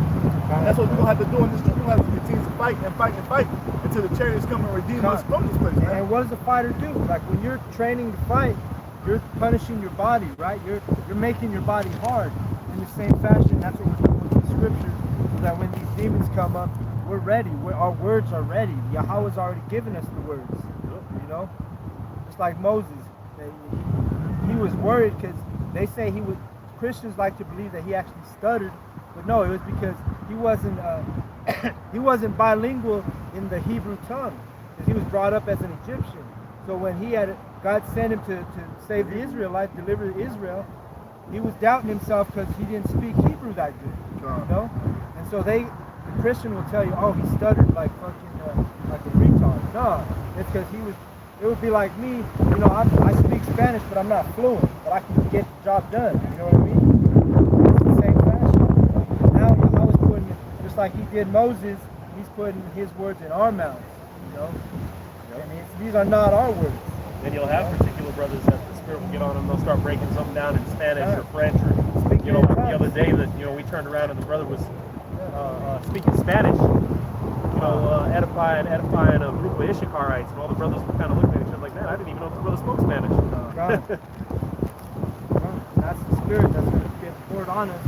We're going to be able to reach these foreign language speaking people if it's their will to hear it. Well, because you have camps in Mexico now. You got camps in South America, man. So you got camps in Germany speaking, they speak in German. Breaking it down. I like watching, sometimes I like watching brothers speak in different tongues. You know, it's just, I don't know, it's edifying. And then I'm just going to all in my you can lesson. turn the brightness up if you have to. Just trying to block the wind. Oh, God. That way it don't catch so much on the microphone. Oh, I see, right on. And that Edomite was giving you your props on holding things for so long. Like he was Hey, he was trying to mock it though. He was trying to mock it. Yeah, he was mocking it, but I'm just saying, like, literally, that takes stamina, endurance, right? To hold the sign of what's Yeah, because he couldn't have did that. 3 hours, you know? That was the Spirit holding That might work better. Really, it's the Holy Spirit holding the signs up now. Matthew 1:21. And she shall bring forth a son, and thou shalt call his name Yahweh Shai. He shall save his people from their sins. He shall save the Edomites. He shall save his people. He can save the Moabites. His people. He's going to save these Mexican and niggas and spics. His people. Alright? Yahweh Shai is coming for Israelites. He's not coming for fucking black people or Mexican people or Native Americans or Edomites. He's coming from those ones who know they're Israelites and go out and grow on this thing and become, Lord willing, we are the elect. Yeah, because you might be calling yourself these different names, but when the Spirit starts to deal with you, you're going to understand, oh, I'm an Israelite. You start going and by you're going that to say it with pride. Like when you first get in this truth, you might be kind of like, because you're lukewarm or new, and you don't have the confidence to say, hey, I'm an Israelite. And now it's like second nature. You know what? We already know we're Israelites. Bro, and like when these Edomites be saying niggas, trying to use these bywords on us, bro, that shit has no effect on me, bro. Yeah. Cause like now we know we are the Israelites. Yeah, we ain't none of them shit they call us, man. Yeah. So that shit has no effect. Above all people. The Most High's taking all the weapons Esau tried to use against us, and he's flipping it on them, man. Yeah, I heard my woman's cousin was talking the other day, and her sister and everything, and they were talking about what they were, and her sister was like, "Oh, we're Hispanic." I was like, "Wait, Hispanic? That means of Spain." And I was breaking it down to her, and she's like, and my woman was like, "We're Indian." I was like, "You ain't Indian either, man." I mean, which she already knows, you know, but I was like, "You ain't Indian." The word Indian. Indian Her other cousin, with you. yeah, then her other cousin was like, "Hey, that's a racial slur too, Indian? You ain't no Indian." And I was like, and I was telling him, I was like, no, I was like, really, you could say that, you know, these Latins, and I was like, and that's a byword too. I was like, you see how many times the white man, the so-called white man has done conquered us, man? Latin going back to Rome? And it's true. And the brother's speaking fire right now. Yeah. That's true, because that's a heavy thing on our people right now. Yep. They don't know who they are. You're an Israelite, man. They don't consider that they're the children of You God. losing your name goes all the way back to Hosea, the king of Assyria. Done. My people are destroyed for lack of knowledge, you know? You want to get some more understanding of that, read Psalms 83. It shows you a list of your enemies. Look at Daniel. Daniel's name got changed to a Babylonian name. What was his name? Belshazzar? Yeah. So there was no Babylonian that was going up to Daniel. Hey Daniel. No, that wasn't good. Well, I mean, and it wasn't even they weren't even talking to him in the Hebrew by the Hebrew name either. And that's a spirit, because now we back in Babylon and they changed our name again, man. It's the same thing, man. And also the spirit is that we're growing in this thing, because hey, we were talking about it a couple of weeks back. Us brothers, we know each other as our Israelite name. We were like laughing about it because I never knew his name, his slave name. He never knew my slave name, you know. So that's a beautiful thing, man. You know, and that shows you who's part of this truth with you, man. Because even your family members will still call you by your slave name. Yeah, I even had that Muslim I was telling you brothers about. Yeah. There was one day where he asked me, he was like, "Hey, what's your name?" And I was like, "Oh, it's," and I started. He's like, "No, your real name." And so I knew he was talking about my Hebrew name. Yeah. You know, once he had mentioned that. Yeah. But you see, man. And the elders were going on into that the other day. They were saying how these demons, because of the regeneration, they know who we are, right? The men of the truth. If the demon calls your name out, hey, that's a good thing, man. It's showing you that Satan knows who you are. You're calling his ass out. You're condemning his ass. So You want me to end, brother, on that? Oh yeah. Let's bring that Revelation 19:10 out. It's Revelation 19:10, and I fell at his feet, worshipped him, and he said unto me, See thou do it not. I am thy fellow servant and of thy brethren that have the testimony of Yahweh Shai. Worship Yahweh, for the testimony of Yahweh Shai is the spirit of prophecy. And that's why we're out here doing this, man. We're out here prophesying. We're out here. We know what's going to happen because we've been diligent and we've read the scriptures. We're sincere with the precepts to help us get understanding. Now we can prophesy. Has given me the biggest amount of faith in prophecies. Right. Because we have the spirit of prophecy, just like Yahweh Shai did, starting out the elders of GMS. You know, if you have a church that you're going to and they're not talking prophecy, then that's a clear sign that they're not speaking in the same spirit as Yahweh Shai was. You know.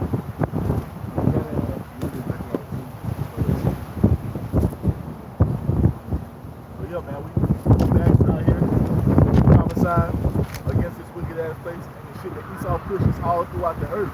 So right now, I'm gonna go into the wine of Babylon, the wine of Esau that has the whole world drunk, that he's pushing all throughout the earth, and it's like fucking wildfire, man. You see? But the Most High said that this will happen, man. Keeping them in darkness. That's the thing, yo. Got to get into it, man. We're going to do that real quick, bro. This is Jeremiah 51 and verse 7. Babylon has been a golden cup in Yahweh's hand that made all the earth drunken. The nations have drunken of her wine, therefore the nations are mad. So Babylon, which is America, has been the golden cup in the Most High's hand, and the nations of the earth have drunken of that wine that's in that cup. Meaning what? The doctrines and philosophies of Babylon the Great. The doctrines, basically the doctrines and philosophies of Esau and Babylon the Great, man. So everything that this damn devil pushes all throughout Babylon, he pushes his book all throughout the earth, man. You have Yeah, that one Edomite last week was like, I don't understand how democracy. we're about to get into it. So all this sign, man, it shows you some of the wine of Babylon, man. You see? It shows you some of the wine of Babylon, man. This is what Esau pushes all throughout the earth. You see? Let me get and just to prove it's talking about Esau Edom. Let's get a few scriptures on that. Let me get that real quick. This is Zechariah 2 and 6. Ho, ho, come forth and flee from the land of the north, saith Yahweh. So ho, flee from the land of the north. And this is talking about North America, man. We are in the land of the north. North America, you see? Go ahead, bro. For I have spread you abroad as the four winds of heaven, saith Yahweh. Going back to the curses of Deuteronomy 28 and 64. The Most High said he was going to scatter Israel amongst all nations. And this is the main place we have been scattered to.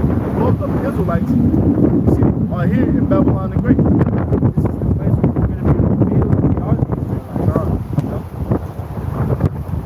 heathen will understand that too. You know? Let me keep the read down to 7. Deliver thyself, O Zion, that dwellest with the daughter of Babylon. Deliver thyself, O Zion, that dwellest with the daughter of Babylon, man. You see, so it's telling you right, what, man? Who is Zion? The Israelites. All Negroes, Hispanics, and Native Americans. We're dwelling with the daughter of Babylon. Where at, man? In the land of the north, which is North America, man. You see?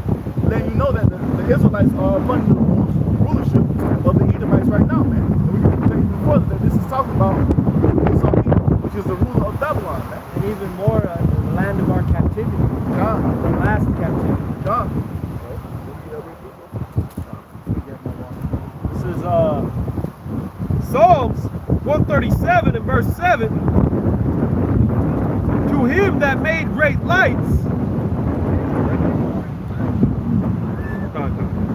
This is Psalms 137 and 7. Remember, O Yahweh, the children of Edom. Remember, oh yeah, now listen closely, man. Remember, oh Yahweh, the children of Edom. Now, I'm break it down. In the day of Jerusalem, who said, raise it, even to the foundation thereof. O daughter of Babylon. Oh, daughter of Babylon, talking about the Edomites, man. Letting you know who's in rulership of Babylon right now. Letting you know who's pushing all this wickedness all throughout the earth. The Edomites are doing that, man. The so-called white man is doing that. There ain't no other nation pushing their doctrines and philosophies. If Iran was the true threat of the earth, the whole world would be walking around with fucking burqas on, man. Having their head wrapped. The women would be in some type of order, man. It's not Iran influence. It's Esau. Esau. The damn devil, man. And that raise it means destroy. Destroy it. They're chanting, you know? Yeah. So yeah, man. It's letting you know who's running Babylon the Great. Go ahead, bro. O daughter of Babylon, who art to be destroyed. This is prophesied that Babylon is going to be destroyed, right along with the Edomites, because this is their chief dwelling place, man. Go ahead, bro. Happy shall he be that rewardeth thee as thou hast served us. Just to prove the point that Esau Edom is the daughter of Babylon. It's talking about this place right here. So let me get Jeremiah 50. So back in Jeremiah 51 and 7. Read that one more time, Bubba Kushar. Yeah, that Jeremiah 50 and 7. 51 and 7. My bad. And just showing you too, hey, paybacks are a bitch. That's how I interpret that verse.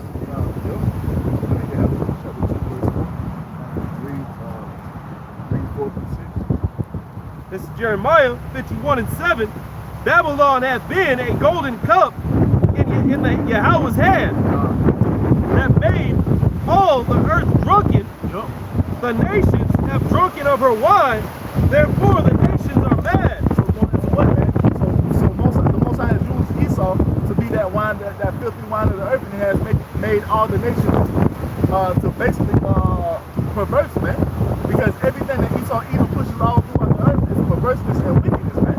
The heathen nations have bought into following this damn dude because they think he's the son of the Most High, so they're taking in what he's putting out, man. You see? Now the nations are mad, you see, because they have bought into Esau's bullshit democracy, man. They have, and what comes with democracy? Women's rights, homosexuality, do as thou wilt. It's that do as thou wilt spirit, man. Now the nations are mad, man. You see? That's why they have all these things happening all throughout the earth, man. This is why they have uproars and protests in Hong Kong and shit, talking about they want democracy because they want to live like the so-called white man. You see? This is the wine that's polluting the whole earth, man. This is the wine that all the nations are drinking of, man. Buying into Esau's fiat currency system. You see? That's not real wealth. Real wealth is gold and silver, man, cattle. Esau has deceived the whole world because he has hoarded all these things unto himself, man. He has allowed all these nations to buy into that currency system so he can take all the precious stones, all the precious metals, the things of real value, and hold it onto himself, man. You see? He's giving these people the freedom to do whatever you want to so it can be total chaos in their country, man. This is why you have women in the Middle East twerking on fucking power lines, man. That shit comes from Esau. That's the wine from Babylon, man. You see? That's what this damn devil is pushing all throughout the earth. You see? We need to have a good one, bro. You said 2 and 6. Yeah, Habakkuk chapter 2, verse 4. 4 through 6. This is Habakkuk 2, verse 4. Behold, his soul which is lifted up is not upright in him. His soul which is lifted up is not upright in him. Talking about the damn devil, which is Esau eating the so-called white man. It's not upright in him because he's going completely, he's completely opposed to Yahweh Shem Yahushua, man. Everything this damn devil does in the planet Earth is against the Most High, man. When I say everything, I mean every fucking thing, man. You see? He's the anti-Hamashiach, man. Everything that this damn devil does, I can guarantee you it goes back to some type of wickedness, man. You see his churches, where he claims to be righteous, it goes back to some wicked, man. It goes back to pagan worship, man. You see, idol worship, that's what it goes back to. Everything this damn devil does, he might give it to you and say, oh, it's a good thing, but I can trust and believe some type of wickedness is tied to that shit, man. You see? And they embrace who they are. Yeah. They know they're wicked.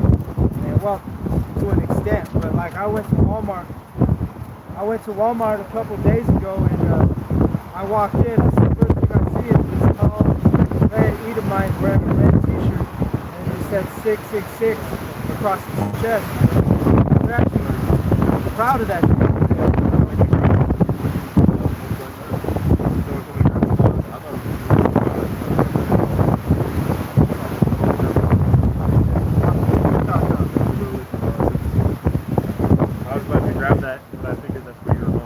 But the just shall live by his faith. Just is talking about the elect of the nation of Israel, because we know it's the prophecy. Like we like to deal with it with the millstone. The prophecy tells you that only the remnant is going to return. So that's what it's saying. The just shall live by faith. You see, so the remnant is returning is the just Israelites. You see? And we're living by the faith in Yahweh Ba'ashem Yahushua. Go ahead, bro. Yeah, also because he transgresseth by wine. There it goes again. He transgressed by wine, man. Once again, the wine is the doctrines and philosophies of the so-called white man. You see? His fucking women's rights, telling you to have abortion, anything you want to do as thou wilt. That's the spirit that the damn devil comes in, man. Do what you want to do. If it feels good to you, do it. That's what he's telling people, man. And it's leading to straight up wickedness being promoted and multiplied in the earth, man. Because we... My bad. Go ahead, my bad. Go ahead. Well, just going to say, and one of his worst things is his worst, the so-called white man's worst transgression is, leading our people into that doctrine. Because, he's got our Israelite women out here being proud to be harlots. The Israelite women are the most profane when it comes to the way they talk, and they refer to themselves as bitches. And they look at that as, they even call each other as their girlfriends, they call it a bitch, And I was like, damn, what the fuck is wrong with our people, man? They gone, man. And they gone, why? Because of the doctrine of Esau Edom, man. Esau has taken the Most High's righteousness away from us, man. You see, he has taken the word of the Most High, he has perverted it, so now our people don't even believe in the word of the Most High, man. You see? That all comes from the wine of Esau Edom, man. Only one law, and that's the law of Yahweh Ba'ashem Yahushua. Anything outside of that is wickedness, man. But Esau goes and he sets up his own wicked doctrines and philosophies and laws, man. And the laws go against the Most High. You see? That's what it's all about, man. Following in the way of Yahweh Ba'ashem Yahushua. If you're doing anything outside of that, you're going off, man. And this is what Esau was talking about. And he gives the whole world license to sin, man. See? He gives the whole world license to sin and do what they want to do because it's outside of the will of the Most High. Why? Because he's the damn devil and he's opposed to Yahweh Ba'ashem Yahushua. And his churches, they preach, hey, the law is done away with.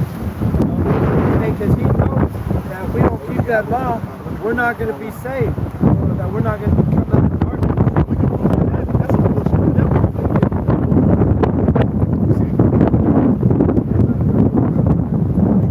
Like, why does he have laws for them? Exactly. So you're telling me the Most High's law is done away with, but your law is established in the earth? Get the fuck out of here, Esau. And his law is shady as hell. Because an Israelite will commit the same crime as an Edomite, and who do you think is going to get the harsher punishment? Jake. 10 out of 10 times. Jake, every fucking time. Guaranteed.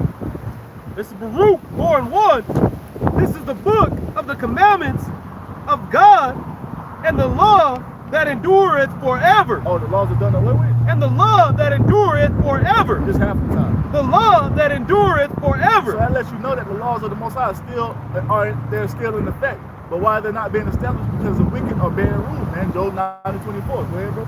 All they that keep it shall come to life, but such as leave it shall die. See, all that keep it shall come to life, but such as leave it shall die. And Esau has given the world his fucking wicked laws, values, and has forsaken the way of the Most High.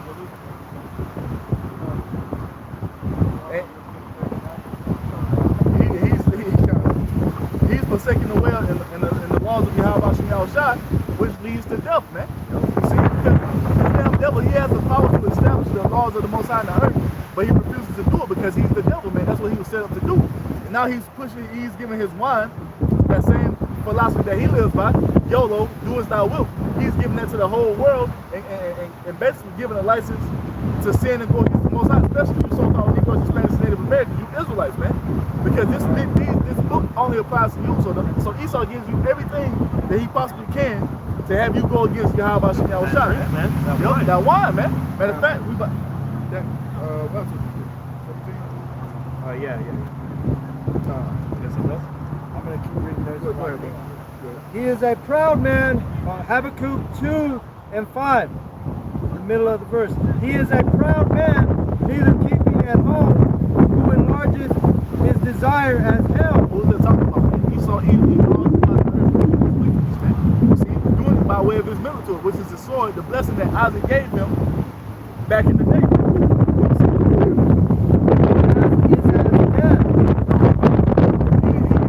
Why? Because he doesn't go according to the ways of the Most High. Those that keep it shall come to life, but those that forsake it shall die, man. And that's what Esau does, man. He's as death no matter where he goes, man. You see, that's why you have all these fucking fast food restaurants all throughout the earth, man. I went to Japan, they got fucking Wendy's in Japan, man. You see, I wouldn't expect to see no American shit in Japan. When you go over there, it's Americanized like hell. Why? Because that's the wine that Esau eat them. These motherfuckers got Taco Bell, they got Burger King, they got McDonald's, Wendy's, Fridays, Hooters, all type of shit that comes from America. Why? Because that's the wine that Esau is pushing all throughout the earth, man. And all those restaurants, in fact, it's the opposite. You know, it's not even real food. A lot of it is processed. You know, just bad food, man. It's bad for you, killing you. You know, because real food, we're gonna have real food in the kingdom. You know, like I had a guy once tell me about his diet. He was talking about real food. He said the best diet for you is to eat one ingredient foods. You know, if you eat like a fruit, hey, that's one ingredient, an apple or whatever. When you start mixing all kinds of stuff, it becomes, it's not as nutritious. So that's part of Esau's. That's part of his wine. Destroy it and kill it. Habakkuk, chapter 2, verse 5. And cannot be satisfied, but he gathereth unto him all nations, and heapeth unto him all people. How does he do that, man? By his doctrines and philosophies, man. That's why he says America is the greatest country on earth, because you can come over here and do all the fucking wickedness you want to do, man. You see, because they claim to be living by the Constitution or whatever.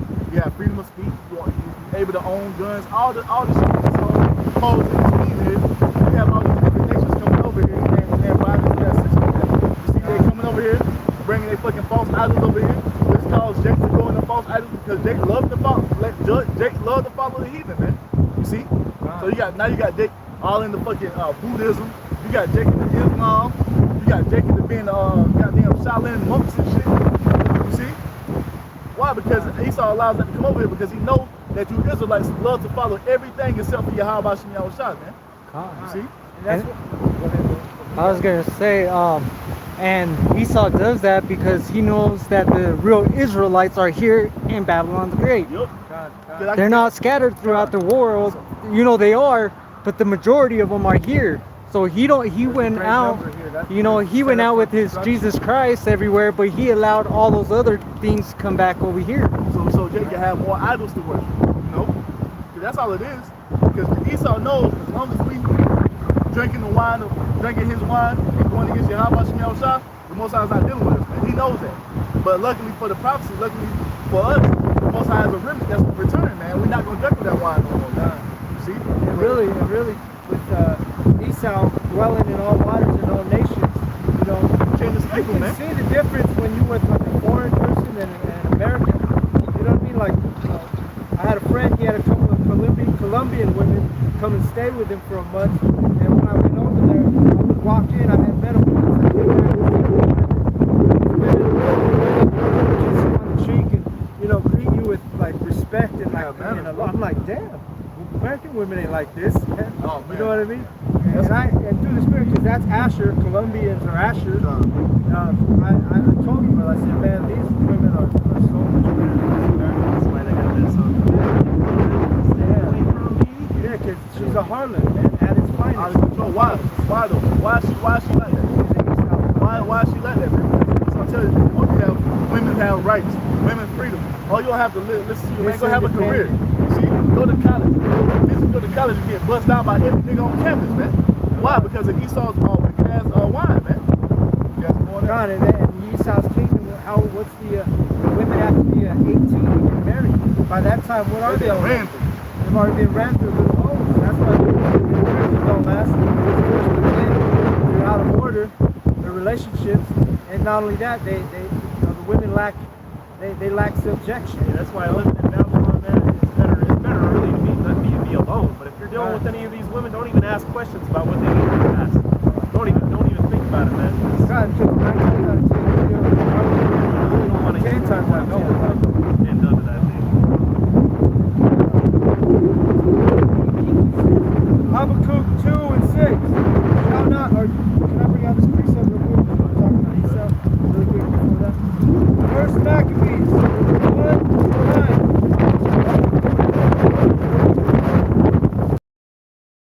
And after, this is right after Esau took dominion on the earth. And after his death, this is dealing with Alexander the Greek. And after his death, they all put crowns upon themselves. So did their sons after them many years, and evils were multiplied in the earth. The start of it, man. That wine being pushed all throughout the earth, man. That wickedness, that do as thou wilt lifestyle, man. You see? And it tells you that when the wicked are in authority, the people mourn, man. And that's what's going on. The people are mourning right now because Really, the only ones mourning are us elect. These other people, like I said, they're not oppressed because they don't know what oppression is because they don't know the truth. Verse 6. Habakkuk 2, verse 6. Shall not all these take up a parable against him and a taunting proverb against him, and say, woe to him that increaseth that which is not his? Because he goes throughout the earth and he steals everything through his fucking false doctrine and his democracy, man. You see? That's how he gathered that which is not his. He'll say, oh, yeah, we're going to help this nation out. We're going to push democracy over there. He sends his military and they come steal your shit, man. That's a part of his wine, man, his philosophy, man. It froze. But it's still running time. Is it still going? Okay. He touches the land, and then what happens? All those women become harlots, you know? Feminine, weak, you know? Unless you're in this truth, you know, you're going to be softened up by this Edomite.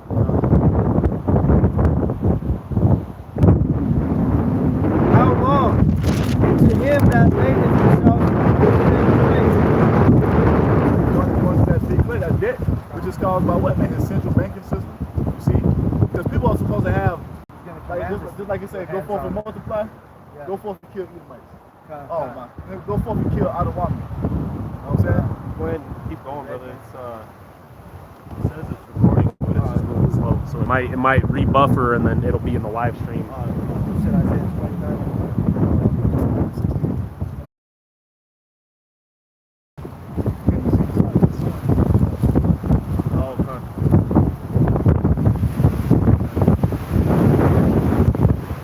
Revelation 17. Oh yeah, come on. Let me get verse 15 just to edify what the waters are. Why this whore moving around? Why this whore is sitting upon many waters? It says, and he saith unto me, the waters which thou sawest, where the whore sitteth, are peoples and multitudes and nations and tongues. Talking about here, man. What do you call America, man? That great melting pot. Because you have every nation of people over here in America, man. It's like Rome. And then she said upon many waters with her military, man, because you have military bases on almost every in the world, man. You see? You have Navy bases. You have America everywhere throughout the earth, man. Yeah, that's how this bitch said upon many waters. You see? What do they call them? Their embassies? Yup, not only the military installations. You have like 4 installations, military installations in Japan alone, man. And Japan is a small fucking island, man. 4 gigantic fucking. That tells you, unless you know who that whore is, man. It's talking about America, because you don't have Russian bases all throughout the earth. You don't have Iranian bases all throughout the earth. So how the fuck can Iranians be the cause of global terrorism? It's got to use common sense. Who is talking about? Who has the power over all nations? Where do you see? What do you see? Taco Bells everywhere, or do you see some kind of a Moabite restaurant? Some kind of Moabite restaurant, like. All global terrorism, when they're just isolated. We have all the weapons around. With common sense, was the cause of global terrorism. The nation that is just in their area, or the nation that's all throughout the earth, man. Come on, man. It's America. Those heathen nations understand who the fucking devil is. Yeah, they know. It's Americans that are the ones who can't see it. Revelation 17:2, with whom the kings of the earth have committed fornication, and the inhabitants of the earth have been made drunk with the wine of her fornication. You see? Going into them wicked philosophies and doctrines, man. Yeah, going into Esau's wicked ass way, man. You see this bitch holding her holding a cup of wine right there, man. That's why you have first what? First verse? No, just the way he was. Read all the way down to the bottom. Going on verse 3. He carried me away in the spirit into the wilderness, and I saw a woman sit upon a scarlet colored beast. Having 7 heads. Oh, select it. Full of names of blasphemy, having 7 heads. Horns. Talking about you, man. See? Right here. Got Jermaine Minor, the British, the Greeks, the Spanish, the French, and the Romans.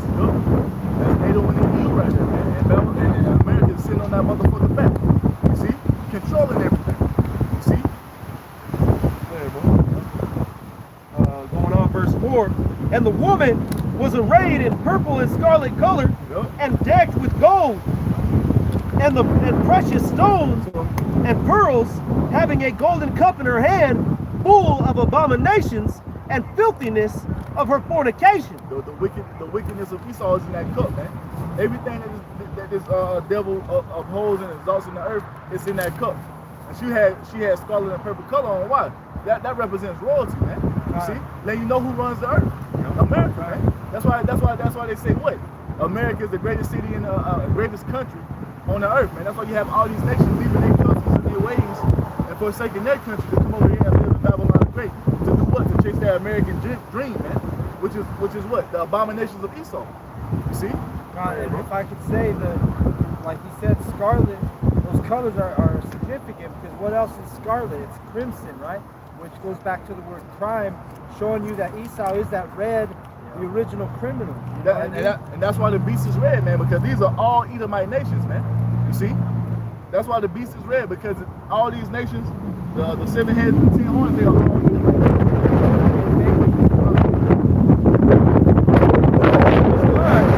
And upon her forehead was a name written, Mystery of Babylon. So who's this talking about? Mystery of Babylon. Okay, because the Babylonians were a Hamite nation. So what you're saying is there should be an African nation that's ruling over the planet Earth. A dark-skinned people. But it's not. It's the damn pale-ass Edomite, man. And that's why it said, what? A mystery of Babylon. The mother of harlots. The mother of harlots, because all wickedness is propagated from Esau, Edom, right here in the headquarters of the Edomites, Babylon the Great, man. And abominations of the earth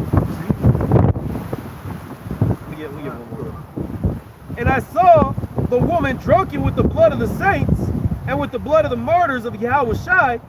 And when I saw her, I wondered with great admiration. Because John saw, man, it was beautiful, man. You see, he saw it. It was beautiful unto him, man. But this place, and that's how it seems to all these other people who leave their countries to come over here. It seems like the place to be.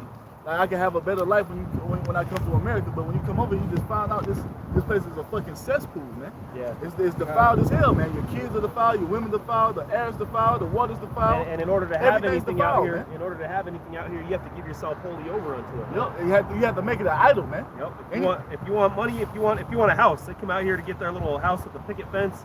You got to give yourself over unto Esau's system, man. That's why I've heard people say that from different countries, and they're like, man, you know, I always thought that you Americans were just spoiled, but all you people do out here is work. You never have fun. You never enjoy your family. You never are around each other. Back where I'm from, in my country, you look outside and you see groups of men playing basketball with each other. You see groups of men just enjoying each other's company all day long. But that shit don't happen here, man. Unless it's the 4th of July, unless it's Hallows Eve. One of Esau's wicked ass holidays. Yep. And that's that deception Esau puts on, you know, because people from other third world countries, they think this is the promised land, you know. And they get here and they realize, like, man, just like your brother said, this ain't all that it's cracked up. That's what the scripture tell you. They were drunken with the wine of the great whore, man. This is Isaiah 29:16.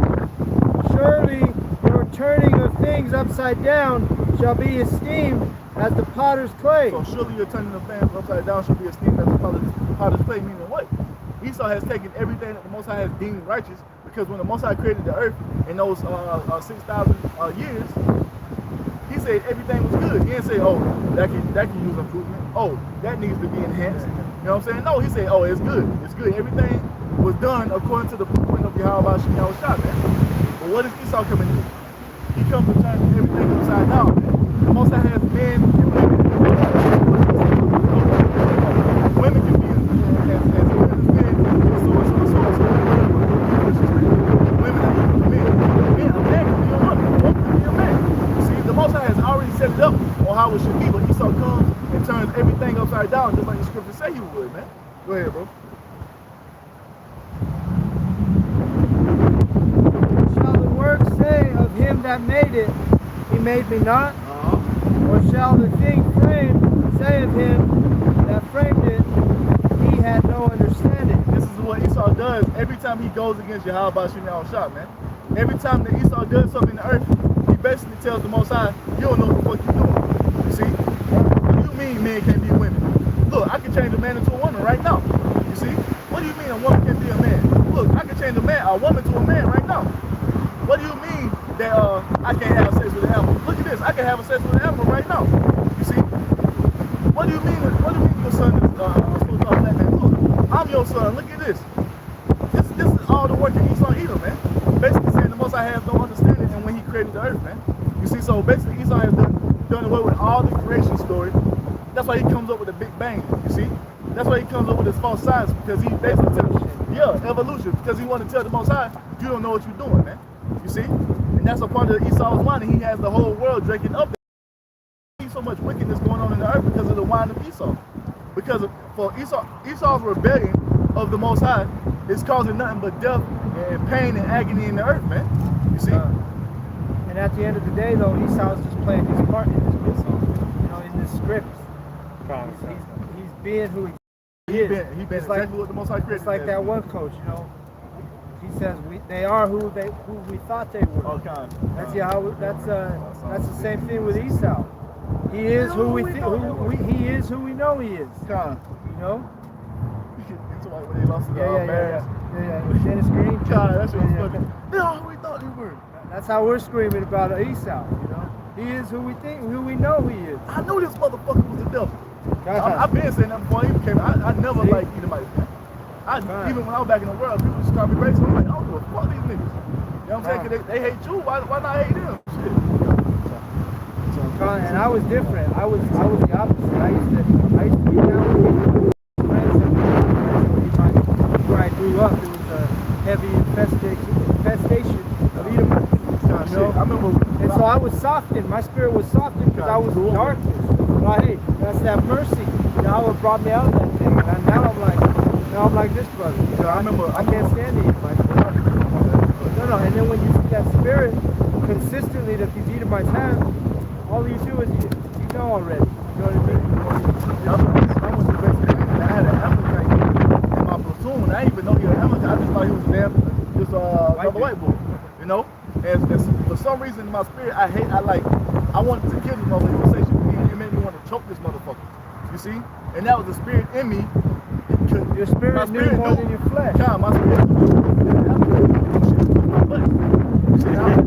and I wanted to stomp this little motherfucker out, man. I hated that motherfucker. And now I know, being in the truth, that was my top enemy, man. I fucking Amalekite. Now, like, bro, I like never, cause I'm pretty laid back. I never wanted to ever do shit to him that like I wanted to kill. I never wanted to kill nobody in my life. That about other people. Yeah, I wanted to kill this motherfucker. He was rubbing you the wrong way. Yeah, bro. I like, and it was like small shit. That spirit. I wanted to kill. He said, he's like, I'm gonna tell you in the Game of Thrones. He was just being a damn devil. Oh, yeah. Like I was like heavy into the shop, like and like it just like shit, just like this motherfucker just rubbed me the wrong way, man. You know, like that's how I feel. And I felt like that about all white people, but I didn't even know that this dude was African. It was intensified when I came into contact with this dude, man. You know, I was like, that's those clashing spirits. You know. And me, I had a woman I was dealing with. And I remember I was softened, so when I was dealing with this, she was an Issacharian, but I remember she used to get pissed off. I fucking hate white people, so-called white people. And I'd be like, damn, babe, why do you hate white people? Why so much? But now I'm in this truth, and I'm like, man, she was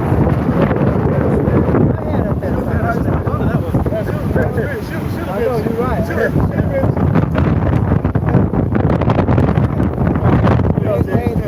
Wait a minute. The rest of that, my head covered. They get the rest of that scroll. You know, I can just hate it.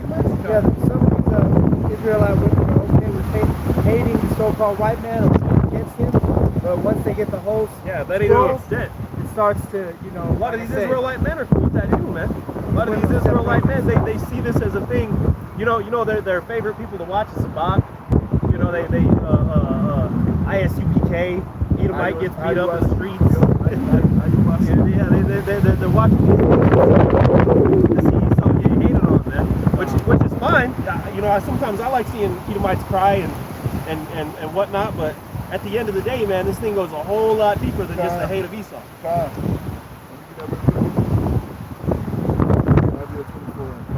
This is Psalms 50 and 17 and 16.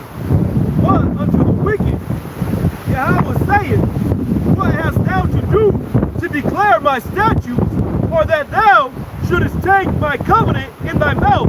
So I say, oh, we told the side that we told God this and the other, but once I say unto the wicked, what hast thou to do to declare my judgment or my statutes? Saying what, bro? What's going on? Verse 17, seeing thou hatest instruction, and castest my words behind thee. See, because Esau is playing, he'll spit that bullshit. He'll go into church and say, oh, I love God, this and the other, but when it comes down to doing what the Most High says, he won't do it, man. That's why we see the earth in the condition that it's in now, man. You see? None of these Edomite Christians have a way of feeling certain way about because they're in their head. They'll put up that side as if they love the Most High when they really don't. Because we'll tell them that Edomites that the Most High hasn't told the people. And they won't believe it. We'll tell the Most High that. Or not even our own people. God. You see? And it goes back to Esau being disobedient to the Most High, just like we had to the camp last week. And what they were supposed to say, oh, I didn't take this over. That just shows you the spirit that Esau was in, man. Complete rebellion against Yahweh by Shimei Shai, man. You see? So this damn devil does what the Most High says to do, man. This is why the whole earth is drunken with his fucking wine and his filthiness, man. Straight up filth, man. You see, you got like we always do once you have 10 states in America. Legal in all 50 states, man. That's completely against the Most High, man. And that's the wine that Esau is pushing out, because now when you look at what's going on in the earth, you have these fucking pride parades from one end of the earth to the other end of the earth. Why? Because that's the doctrine, that's the wine, that's the philosophies that Esau is pushing out from this place. And the biggest one is in Jerusalem. Yeah, you can't. Where those fake Jews dwell. They claim to be the chosen people of the Lord, but they have the biggest gay parade in the land of Israel every year, man. Right, in the land, the whole world. That's the biggest celebration. Come on, man. And this is the wine that Esau is pushing all throughout the earth, man. Non-stop. But the Most High has set us up out here to expose him for his wickedness. He's putting us in the right mind, you know. That's what this truth is all about, is getting right with your mind. You know? This is Isaiah 24:5. The earth also is defiled under the inhabitants thereof, because they have transgressed the laws, changed the ordinance, broken the everlasting covenant. This is what made the earth defiled, man, by going outside of the ways of Yahweh Shem Yahushua. When we set up back in the power, man, we had those laws, statutes, commandments in our minds up under that new covenant, the earth is going to flourish because we're doing it according to the laws, statutes, commandments of Yahweh Shem Yahushua, man. This is why you have GMO foods, man. This is why you have chemtrails spread in the air, man. This is why you have fluoride in the water. Esau is doing his own damn thing, man. This is why the earth is defiled. This is why you have fucking plastic in the ocean, man. You see? These are all those multiplied on The dirt already naturally purifies water. That's why you watch those survival shows, they'll just dig a hole, and when they find water, they'll just drink that shit. They won't even boil it, they'll just drink it. And the reason why is because the actually being filtered through that dirt, like what it was saying. It's cleaner than the water we're drinking. Yeah. Yep. And this is why the earth is defiled, man. This is why you have all these fucking earthquakes going on, because Esau is taking the lubrication out of the earth, man, to sell it for his fucking That's also the earth crying out and showing that this is hurting, man. The earth is hurting because the earth is hurting because Esau is not following the way to the Most High. You see? Everything is dying up under this damn devil, man. You see? Right, that's why these Edomites get burned up in the sun, because even the sun is against them. You know? Exactly, bro. Everything is it promotes death, man. You see? Eating fucking abominable food, that promotes death because that shit don't supposed to be in your body. So it's supposed to be in your body. That's why you have Jake with all type of diabetes and high blood pressure because of the shit they eat, man. Especially they eat like that shrimp, pork, crab, and lobster bullshit. We have Jakes eating squirrels and shit, man. You see? Especially down in the fucking South, they got motherfuckers eating goddamn coons and shit. These motherfuckers are eating raccoons, man. That's that two-third mentality. When they're eating that nasty foul shit, they're fucking shrimp and lobster and crab and shit. That shit, those creatures, whale shit, man. They eat dead fucking carcasses in the ocean, man. You see? they're the bottom feeders. Shit just like pork, man. Pork is a filthy fucking animal, man. Well, to eat it is filthy. When it's in its natural water, cleaning the earth, it's good. It's most high created for to be a natural filter on the earth. You see? Go ahead, bro. Therefore hath the curse devoured the Isaiah 24:6. Therefore hath the curse devoured the earth. They that dwell therein are desolate. Therefore the inhabitants of the earth are burned, and a few men left. Why? Because they're following the ways of Esau, even drinking that wine, man. So great destruction and punishment is going to come upon these people, man. Especially Esau eating in 2/3 of our people. You see? Because Esau has the power to establish the laws, statutes, and commandments in the earth, and because the 2/3 are going to be, the reason the 2/3 are going to be destroyed because they're forsaking the way of the Most High. You see? Because you have the man out here telling you what you should and should not be doing, so there's no excuse. Now I'm talking about all throughout the earth. We have this going on. You see, so there would be no excuse when judgment comes. Let me get that,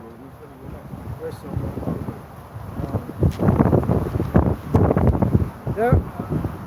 The new wine mourneth, the vine languisheth, all the merry-hearted do sigh. Yep, because that mirth, the Most High is taking the mirth out of the earth, man. Why? Because it's time for this place to be judged, man. For all the wine that Esau has pushed and the world has taken in, they're going to be judged for following their way, man. This is what's going on. And 2/3 of our people are going to feel the wrath of Yahweh Shem Yahushua for forsaking the good and accepting the evil, man, which is the way of Esau Edom, man.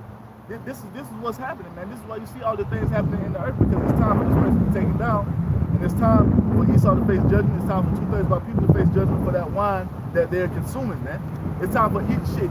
You here in this land, when that judgment comes, if you're here, you're gonna receive of that judgment because of the wine you have to consume, man. That's right. We got 6.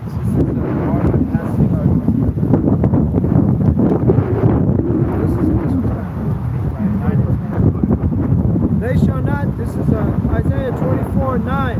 They shall. See, that's what Esau is pushing, man. Ball this life, nigga. If you want to be good at Call of Duty, all day, every day. Just be like the top players that be getting paid to do that shit. Just like Street Fighter. Street Fighter is a hard fucking game. It's a basketball. You got that shit religiously because they have given their life up to it. That's what's fine, man. See, especially the case because this is what you're supposed to be doing. In heaven, be ushered in, man. Because this is not our rest, Micah 2:10. Arise ye in the part, but this is not your rest because it's polluted. It shall destroy you. It shall destruction. I get caught up in the games a lot, and there was a point where I was kind of like I was getting caught up in the phone games on that. Yeah. Apps. But I would always hit a point where I would start playing it.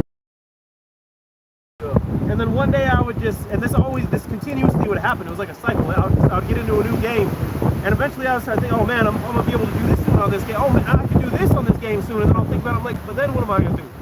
And then I'll just stop playing it. I'll just get bored because you have that thought in your head. Because even if you give yourself over to Call of Duty and you become the greatest Call of Duty player, then what? Then what? God. Then what? Oh, cool. Around my town in this game. And that's how. What now? And we ain't saying we're not saying that it's a sin to play video games. All we're saying is moderation, man. It's just like you know, brothers like to go. A brother likes to do jujitsu. Yeah. He's gonna go do jujitsu once a week, twice a week, whatever the case might be. That's fine, but he ain't gonna go and try to become the next MMA master because in order to do, he's gonna have to give himself wholly over to it. Because you have to make yourself an idol to all these things that you want to master. What are your competitors gonna be doing? They're gonna be giving themselves wholly over unto it, man. So you got to try harder and harder and harder, and that's the same within this truth, man. What are you brothers trying to do? Achieve the crown? That's one less crown for you. That's one less crown for you who's watching, man. So not that you're saying like trying to push brother out the way and run. Well, we all you know what I racing, mean? man. But you gotta realize that the thing, though we have a body, you have to hold your own weight, man. You have to understand that work out your own salvation in fear and trembling. If this brother stops running, I can't pick him up and take him to the kingdom, man. Well, you can't do the running for him, you know. Because if that's the case, now your ass is slowing down. And then we both don't make it. See. And that's why it's compared to as a cancer, man. A canker, not a cancer. Because that word canker goes into it's funny, I heard somebody tell me once, oh, that's a canker sore. No, man, look into the word. The word means gangrene. You get that infestation, and eventually it'll consume everybody, man. So that's why you always got to be checking yourself, not only for yourself, but also for the brothers around you, man. Come in and slowly start creeping up on this brother. This brother goes off, then this brother gets. Next thing you know, there ain't no GMS Denver. Our duty is to encourage brothers. But hey, if we're encouraging a brother and it keeps going off, then hey, that's where it's talking about. Hey, cut off that arm from the body. You know, cut that arm off. You know? It's a solemn assembly, man. A serious assembly of brothers, man. But we might, joke and have fun from time to time. But, at the end of the day, man, this is a solemn thing, and you got to be serious about it. So we know what we're a part of, man. We know. Serious. I know, because I know I tell myself, like, when I get on them thoughts, like I'm talking about the damn big ass cars and Cadillacs and shit, I tell myself, hey, man, this ain't it, man. I'm going to actually have a flying crab. Yeah, I was thinking about that the other day, because I was at a red light, and this nice Corvette pulled up, and I was like, I told myself, for a moment, I was like, in the flesh, I was like, man, that's my new goal. And how did that light change? I was like,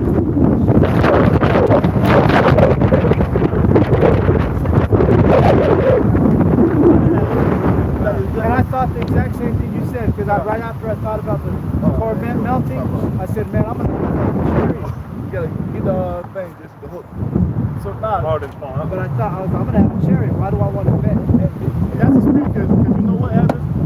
I was thinking of the same. When you play Grand Theft Auto, you get a car, then you start seeing that car all over the damn city. Like, I could never find this car before, now I have it. Now I see it everywhere. That's how I was now. I was thinking about Mercedes. I'm talking about every day for like 3 weeks. I'm saying all type of mistakes. I'm like, what the fuck? I'm like, You're not Satan. rare. That's This Satan, bro. This is rare, right That's here. Satan, bro. This is precious. What we're doing now is more rare than any you know, Rolls Royce or any you know, luxury car out there. Because the truth is, the men who hold it are rare among this planet. Yeah, that's the thing, Precious. man. Satan wants us to buy into the wine of Babylon. That's why he puts all these things in front of us. Like, we love women. I mean, I'm talking about, we see some badass women like, God damn, that bitch fine, you know what I'm saying? But that's the thing, that's Satan entice you with the things of this world, man. And we put that shit out because we know that we're gonna get undefiled women in the kingdom. We know we're gonna have chariots in the kingdom, man. We're gonna have our own land, our own palaces, everything that we want and desire. You see, what Satan is trying to show us and give it to us now. The Most High has it better, and it's 10 times better than anything Satan can offer us, man. See, so we don't buy into that wine, man. Our people, 2/3 of our people, they can't wait, man. They don't have that patience to wait. See, The Most High is going to put the fear in them to have the right spirit, you know. God, yes, more. This is Isaiah 24:10. The city of confusion is broken down. Every house is shut up that no man may come in. Oh, the city of confusion. Why is it confused? Because Esau is pushing his wicked damn doctrines of philosophy, man. He's pushing his wicked ass ways. It's causing confusion all throughout America, man. And it's spreading all throughout the earth. This is why you have men all throughout the earth trying to get sex changes. Women trying to be men. They out here taking testosterone, cutting their titties off. You see? All type of shit, taking testosterone so they can grow a fucking beard. First of all, bitch, if you gotta take testosterone, you ain't no goddamn man. You see? If you can't grow a beard, well, some of you women can't grow a beard. And Esau's technology is getting a little better. That's because shit that they're doing. And you really got to be careful out here because now these. That's like the women, how young they are when they start to bleed. That, in the ancient world, it wasn't so, man. Nowadays, some of the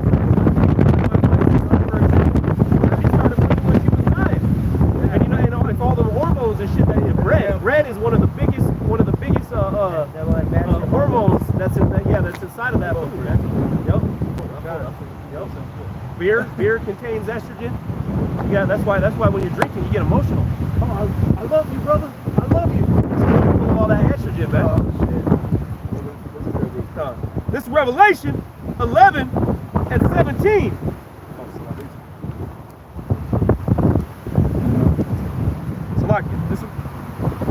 This is Revelation 11 and 18.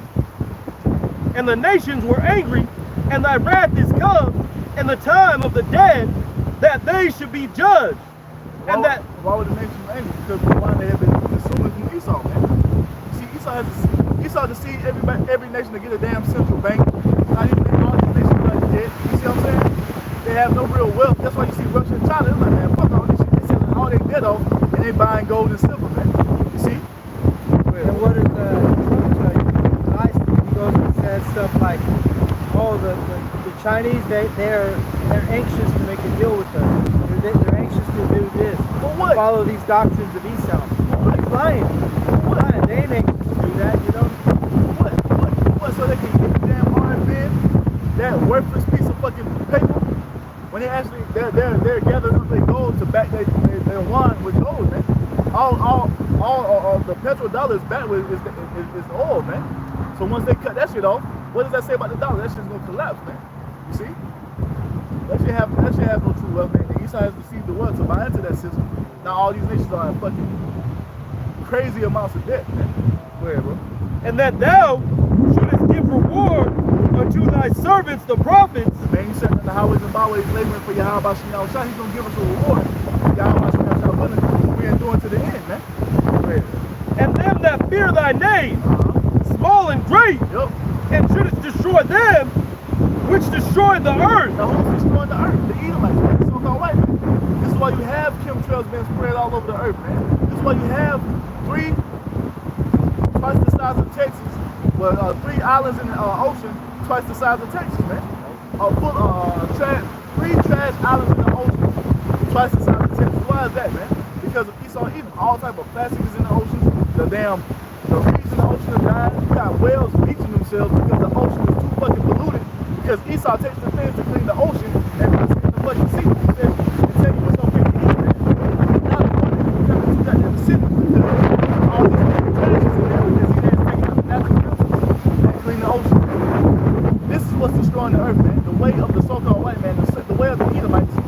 causing the earth to fail, man.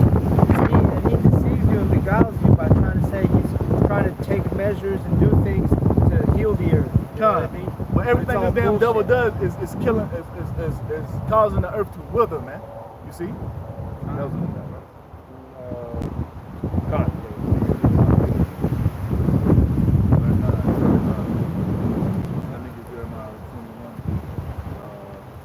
Jeremiah 9, it's like Jeremiah 50. Start at 21. Yeah, Jeremiah 50 and 9. Okay. This is Jeremiah 50, verse 9. For lo, I will raise and cause to come up against Babylon an assembly of great nations from the north country. So the Most High is going to cause to come up against Babylon, the assembly of great nations, man. Talking about all these nations all throughout the earth. That's why you see the things happening the way it's happening, man. Because the Most High said destruction up. The Most High said America will be destruction, man. It's going to tell you what.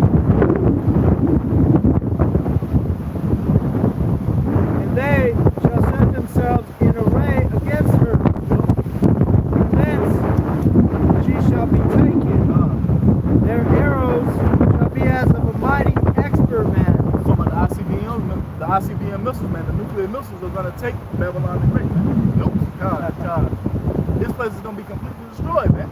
Why? Because of the wickedness that's being pushed from this place by Esau Edom, the so-called white man. Go ahead, bro. None shall return in vain. Meaning those nukes and those GPS systems are all going to get their target. And Chaldea shall be a spoil, which is American, because this is dealing with those Edomites.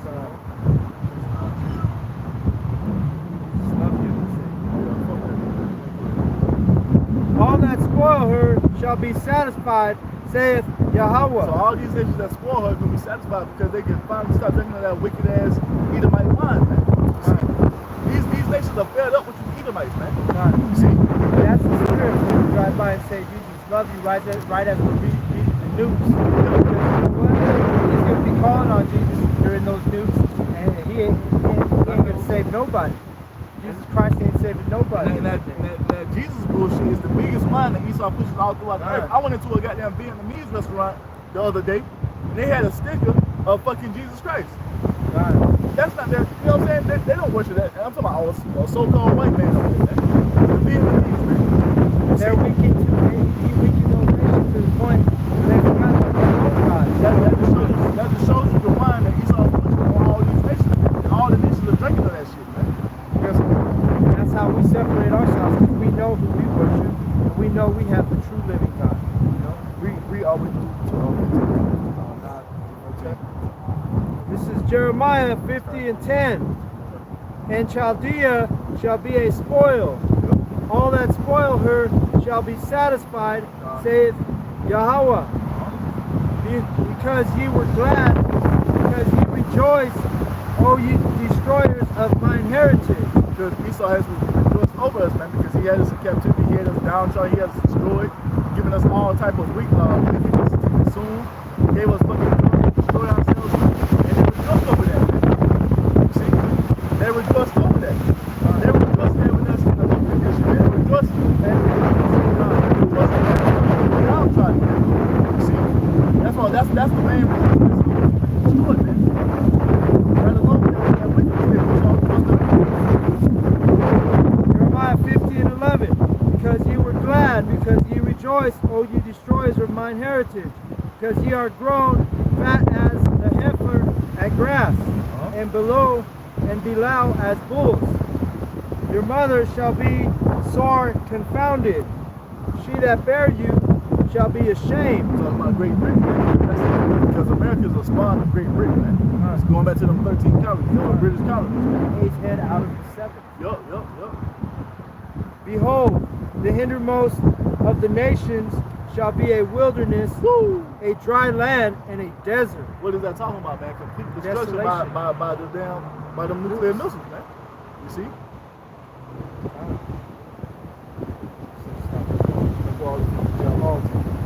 Because the wrath of Yahweh, it shall not be inhabited. It shall not be inhabited because of the wrath of the Most High. This is going to be a memorial. We see it reminding us not to go back to that You way. see, that's what you niggas need to realize, man. That everything in this place is temporary. And I was talking to a guy, and he was telling me, oh yeah, when that starts happening, man, I'm gonna go back to my reservation. We got our own land, we got our own guns, we got our plans for everything when it pops off. Yeah, I'm like, what's the plan for the 200 million nuclear missiles? I'm curious to just know what your plan is. Because I guarantee you that that reservation does not have the funds to have an anti-missile arsenal. And even if they did, what did it say? That none of them are going to be shut off in vain. And not only that, even if they had a underground bunker, It wouldn't matter. the Most High would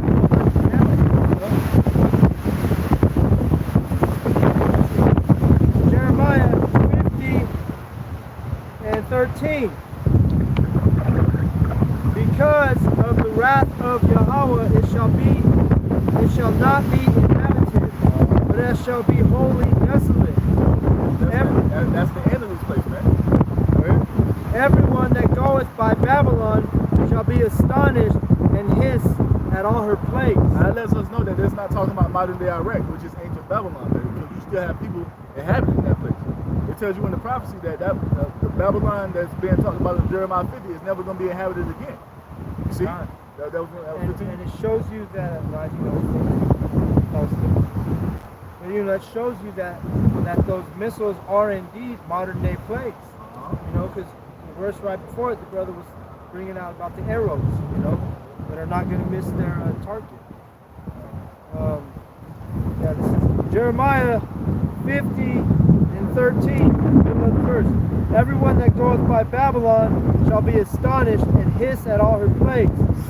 Put yourselves in array against Babylon round about, all ye that bend the bow. So all you nations that have thermonuclear capabilities, you have nuclear missiles, they're going to gather against Babylon and Great, even America's allies, man. This is what the Most High is setting up because of the wickedness that Esau is pushing out throughout the earth, and because he's oppressing and killing and destroying the Israelites, man. You see? He has to pay for all the things he's done to us, and this place being destroyed by the then these punk ass Edomites that wake up from this death, they're going to wake up in captivity with us ruling over them in the kingdom of heaven, man. See? And it goes back to that verse that Yahweh is going to put his spirit upon all flesh. Because right now we're in a righteous spirit. Guess what? There's balance. Those nuclear countries with nuclear power, there's the spirit of Yahweh on them to send those missiles to America. You know? And Esau still when Esau was in slavery, because if he was capable of repentance, then he would be extinct. But according to the prophecies, he's going to be made extinct. His job will be done. He was to then be in slavery himself, but now he's done. Get him out of here. That's what you realize, man. You are nothing to the Most High, man. He's using you to punish us, and after he's punished us by using you, he's going to take us and punish you in the kingdom of heaven, man. See? Because you saw your purpose, man. So, he that leadeth into captivity shall go into captivity. He that killeth with the sword must be killed with the sword. Galatians 6 and 7, be not deceived, the Most High is not mocked. For whatsoever a man soweth, man shall he also reap. Colossians 3 and 25. Damn, I can't remember that one by heart, but you know what I'm talking about. I had that one too. I got an 18 later. Jeremiah 50 and 15. Shout against her round about. She hath given her hand, her foundations are fallen. Yup. Her walls are thrown down. Yup. For it is the vengeance of Yahweh. It's the vengeance of the Most High, man. And I did a sit down a couple weeks ago, and one of the spirits of vengeance is fire. So we know that this place is going to burn, and it's because fire is literally a spirit of vengeance. Alright? Dealing directly with this verse. For it is the vengeance of Yahweh. Take vengeance upon her, as she hath done. Do unto her. See, you pollute the whole earth. All these people that push nothing but confusion upon all these nations, especially the Israelites. Now you're going to be destroyed for it, man. You see, Alex, you destroy the Israelites, now you get to be destroyed.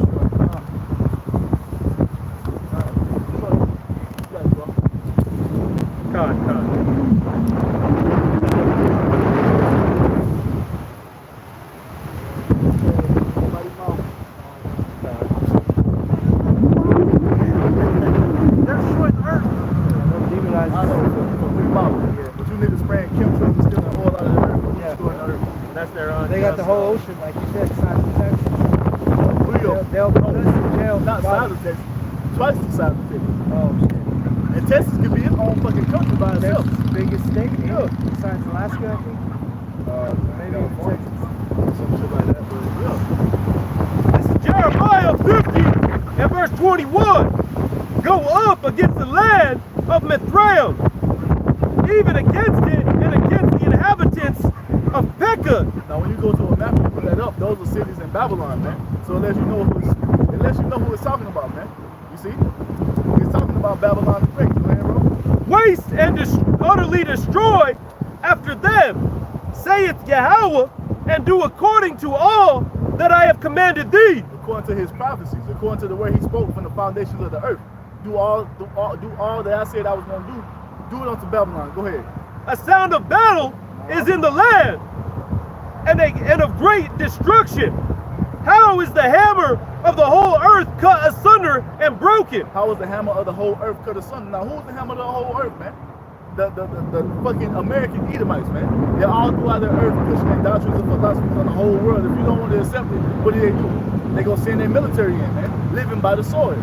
That's another side that lets us know who Esau is, man. That's why our God is one of his titles is the Lord of Hosts. Lord of Hosts, man. You know, Lord of Armies. He's okay with war. He's a God of war. How is Babylon become a desolation among the nations? I have laid a snare for thee, and thou art also taken, O Babylon, and it was not aware. So the Most High gave you these wicked doctrines and philosophies to push by the earth, so they can destroy you. Man. He put the Edomites, not the Edomites, he put the Israelites into your possession, so he can destroy you, man. And you weren't aware. You thought you did all this by your own. You thought you did all this by your own. That just shows you the God of Esau. He thought he did this of his own. Don't want to give the Most High props for nothing. And that's why the nation of Babylon and the king, especially of Babylon, King Nebuchadnezzar, were both a reflection of your modern day Babylon. And that's why it was called the new Babylon, right? In the book of Revelation 18. When you go to read that account of Babylon, Nebuchadnezzar, the Most High humbled his ass down. That's the same thing. That's what's gonna happen. You gonna do the same shit with you Edomites, man. You gonna humble your ass down. You gonna know you never had no power. You gonna know the Most High. You gonna know the Most High ruler from the kingdom of man. That he put it in your possession. You see? You gonna understand that in the kingdom of heaven. It's like Egypt and Pharaoh. The word Pharaoh means king. Yep. Who is the Pharaoh of America? You got Donald Trump right now. That damn Esau. True red man according to the Bible. Yep. Thou art found also and caught, because thou hast striven against Yahweh. When you go in that word striven, it means to fight against. And how has Esau fought against the Most High? By pushing his wicked ass doctrines and philosophies all throughout the earth. Taking everything the Most High set up and said was righteous, he goes and does the complete opposite of it. You see? That's how this damn devil fights against the Most High. You see? This is how he strives against the Heavenly Father. So because he's doing that, because he has done that, he's going to be completely destroyed right along with his chief dwelling place, Babylon the Great, man, aka America. And what did it say? Thou art found and caught. Yep. All right, their trial is set. Yep. But now they're gonna have to serve the sentence. You can't be They no won't be a fugitive fugitive. Yeah. You can't be that fugitive when your ass is caught, man. You see? And once you catch a fugitive, what you do? Take his ass to trial, you judge him, and most likely he probably. So what you're seeing right here, man, is the trial of Esau being set forth, man. This is all the evidence. Yep, we're bringing forth all this evidence of Esau. What did it say? That he's caught, man. With the power of Yahweh Bashem, he's going to be convicted. Just give up. You in the corner, just give up. But just like an animal that's cornered off, this devil gonna come out with one last fury of punches, man. You see? He gonna come out. He gonna lash out one time, and he gonna show the world who he truly is when he come down having great wrath, because he know he had but a short time, according to Revelation 12 and 12, man. Going on, verse 25. Yahweh hath opened his armory. Woo, what's the armory, man? The ICBM missiles, man. The chariots. Yep, that too. The chariots and the ICBM missiles, man. And really beginning with this body, man. All right, because what's going on? We're being brought out and spiritually tearing this place down, and yet it's going to be done in a physical form, man. Hey, how much you know, shine for these prophecies. How about you know, shine for this knowledge and understanding the water. Because we know, and this is what keeps us pushing, man. Because we know what the Most High said. Numbers 23:19 tells us the Most High is not a man that he should lie, neither is he the son of man that he should repent. He's not going to tell us all these things and get our hopes up, man. You see, we're hoping and having faith in what he said is going to come to pass. We know that it's going to come to pass, man. We know that the Edomites are going down, man. We know that we have next to rule the earth with righteousness, man. You see, this is why we push. This is why we make our bodies a living sacrifice for the things the Most High is about to give us, man. You see, this is why we come out here boldly and tell the damn devil he's the devil to his fucking face, man. With no fear, with no fear, man. Going on verse 25, it says, Yahweh hath opened his armory and hath brought forth weapons of his indignation. For this is the work of the master power of armies in the land of the Chaldeans. You see, the chief dwelling place of you fucking Edomites, man. The Most High is about to completely destroy this place off the fucking face of the earth for all the wickedness that is propagated from amongst this place, man. For all the blood of the so-called Negroes, Hispanics, and Native Americans that you have shed in this place is going to be completely destroyed off the planet Earth. I just read an article the other day. It said 145 million people lived in this land before Cristobal Colon came over in 1492. After this motherfucker left, only 15 million people left in this land, man. 15 million so-called natives were left after this devil had came over here. After he set his foot on the land, bro. He's a polluter. And you telling me you ain't have to pay for that? What about the millions of so-called Negroes who brought from the West Coast of Africa? What about all the so-called serving slavery for the damn Edomites, man? You telling me you ain't have to pay for that? What about all these prison to just rot a fucking way, man. To just rot. You got brothers that are doing time for in Colorado that are doing time for selling weed, and now that shit's legal. Yep. You know what I mean? Yep. And they're still in jail though because these sounds are fucking. That mandatory bullshit that Bill Clinton put to the night. It's targeted against our people. The free strike rule is targeted against our people, man. He saw ain't worried about no fucking free strikes, man. This nigga get caught with something. They did the same thing during Prohibition. Oh, during Prohibition, they made it. It was a mandatory. I think it was 10 years. A 10-year sentence. If you had a flask, and they caught you with it, it'd be 10 years. But yet you had Edomites who had whole liquor cabinets. But they would catch a Jake out on the street, sneaking his little flask real quick, and give him 10 years. That time they was making their own fucking liquor.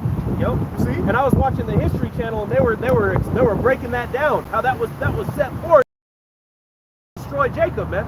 That coming out of their own mouth shall I condemn thee. Yep. Out of their own mouth, they're coming forth and bringing it out. But yet you people want to still brush it under the rug. I gotta bring this out since we talked about this. This is Psalms 83 and 2. For lo, thine enemies make a tumult, and they that hate thee have lifted up the head, meaning that serpent, the head of a serpent is what it's talking about. And if you go to Psalm 83 and 3, which I'm about to do, it gives you the list of against thee, meaning together. They're all on the same accord. That's why you have see all these fucking women they're fighting against the Israelites. God, you don't see no brown nations in those meetings, you know? So-called white, so-called white. Yeah, you had the brown nation, you had the rest of the nation, the heathens, because you do have some brown heathen nations, but they're not us, man. They're not representing us. They looking for ways to keep us down because they know once we come back into power under Yahweh Shai, it's a wrap for the heathen walking the earth free. Revelation 2 and 25, they're going to be broken into shivers, man. The tabernacles of Edom, the so-called white man is the first up in the lineup, man. And the Ishmaelites, the Hagarenes, Gebal and Ammon and Amalek, the Philistines with the inhabitants of Tyre. Assur also is joined with them. They have holpen the children of Lot. So every nation upon this planet. So every nation upon this planet Earth, outside of the nation of Israel, outside of the so-called Negroes, Hispanics, Native Americans, and the men, and our brothers and sisters that are the nations that look like these heathen nations. You see, which are Israelites, any nation outside of the nation of Israel, they're against us, man. You see, you so-called white man, the so-called Chinese, the so-called African, the so-called Arab, every nation outside of the nation of Israel, they are our enemies. You see? It's pretty easy too, because all those nations have those shapes today. You know, when we go into some of these restaurants, you can see the way they are.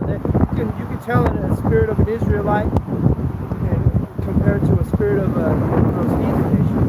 By the way, you know, you can feel it, man. There's tension going on. Jeremiah 50 and verse 26. Come against her from the uttermost border. Open her storehouses. Cast her up as heaps, and destroy her utterly. Let nothing of her be left. Destroy her utterly. Let nothing be left, man. Everything you see around you, man. Everything that's in this place. You see every fucking car, all these goddamn car lots, all these buildings, all this grass, all these trees, all these fucking people outside of the elect of the nation of Israel, we will be destroyed right along with Babylon the Great, man. That's why 2 Peter tells you that the elements shall melt with fervent heat, man. And that's why it's dealing with the word storehouses, because Esau thinks he's going to escape this judgment, and I'm not sure where, but they have like a seed, every tree,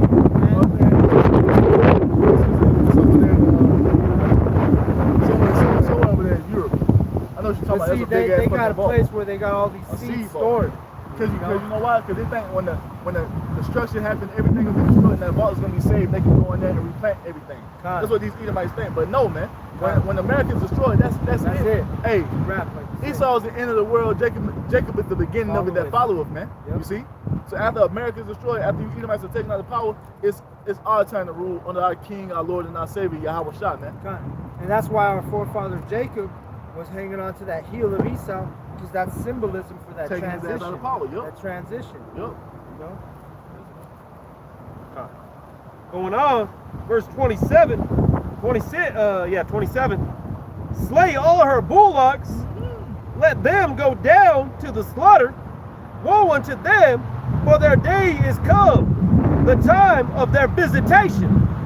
The voice of them that flee and escape out of the land of Babylon, to declare in Zion the vengeance of Yahweh our power, the vengeance of his temple. That's the remnant of Israel, man, the elect, the 144,000 and the 1/3 that's scattered amongst all these nations here in Babylon the Great, man.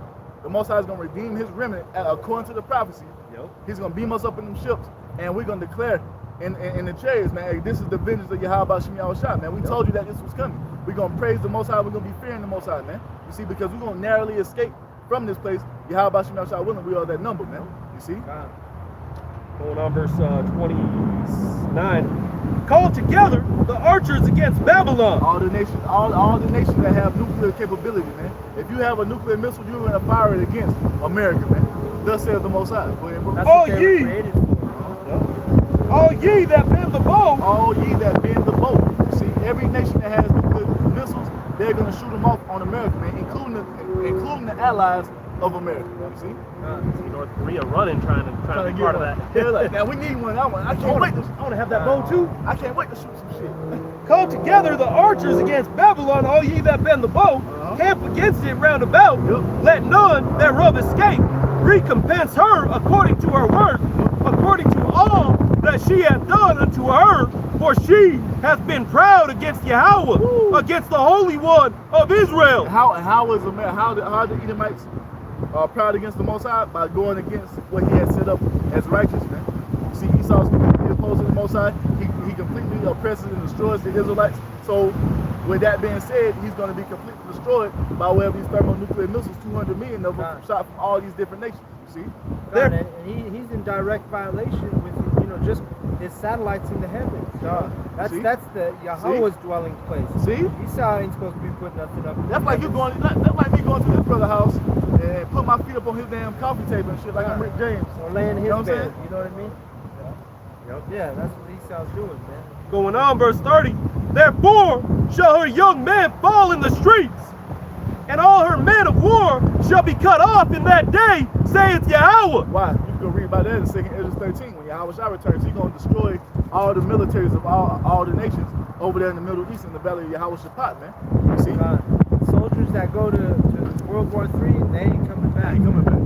Go ahead. Verse 31, behold, I am against thee, O thou most proud, O thou- saith Yahweh power of armies, for thy day is come, the time that I will visit thee, and the most proud shall stumble and fall, and none shall raise him up, and I will kindle a fire in his streets, and it shall devour all round about him. See, that's what's coming for the proud, man. You see, for the people who put up this image, for the people who spread this shit all over the earth, for the people who push homosexuality all over the earth, you're going to be completely destroyed right along with your baby, your magnum opus, your crowning jewel, which is Babylon the Great, man. It's going to be completely fucking destroyed, Yep, man. you classic And that car pride- drivers, Come. gonna be destroyed right with that classic car, man. And that pride starts, like we get our knowledge, from the scriptures and starting out with the apostles. Esau, he gets his pride starting out with their president, their Pharaoh, Donald Trump. He's prideful. That's why when he was dealing with North Korea, he literally told that leader at North Korea, he said, hey, my button's bigger than yours. Oh yeah, man. Because he takes pride in his blessing, man.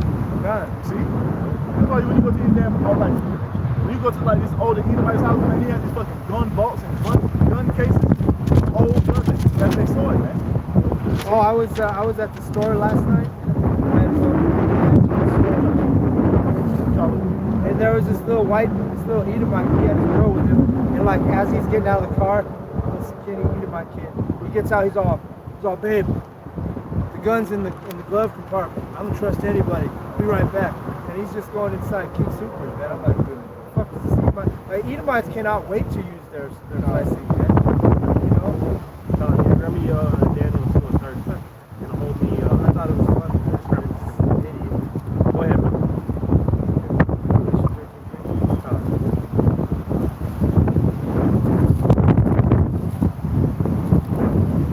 This is Revelation 13 and 3.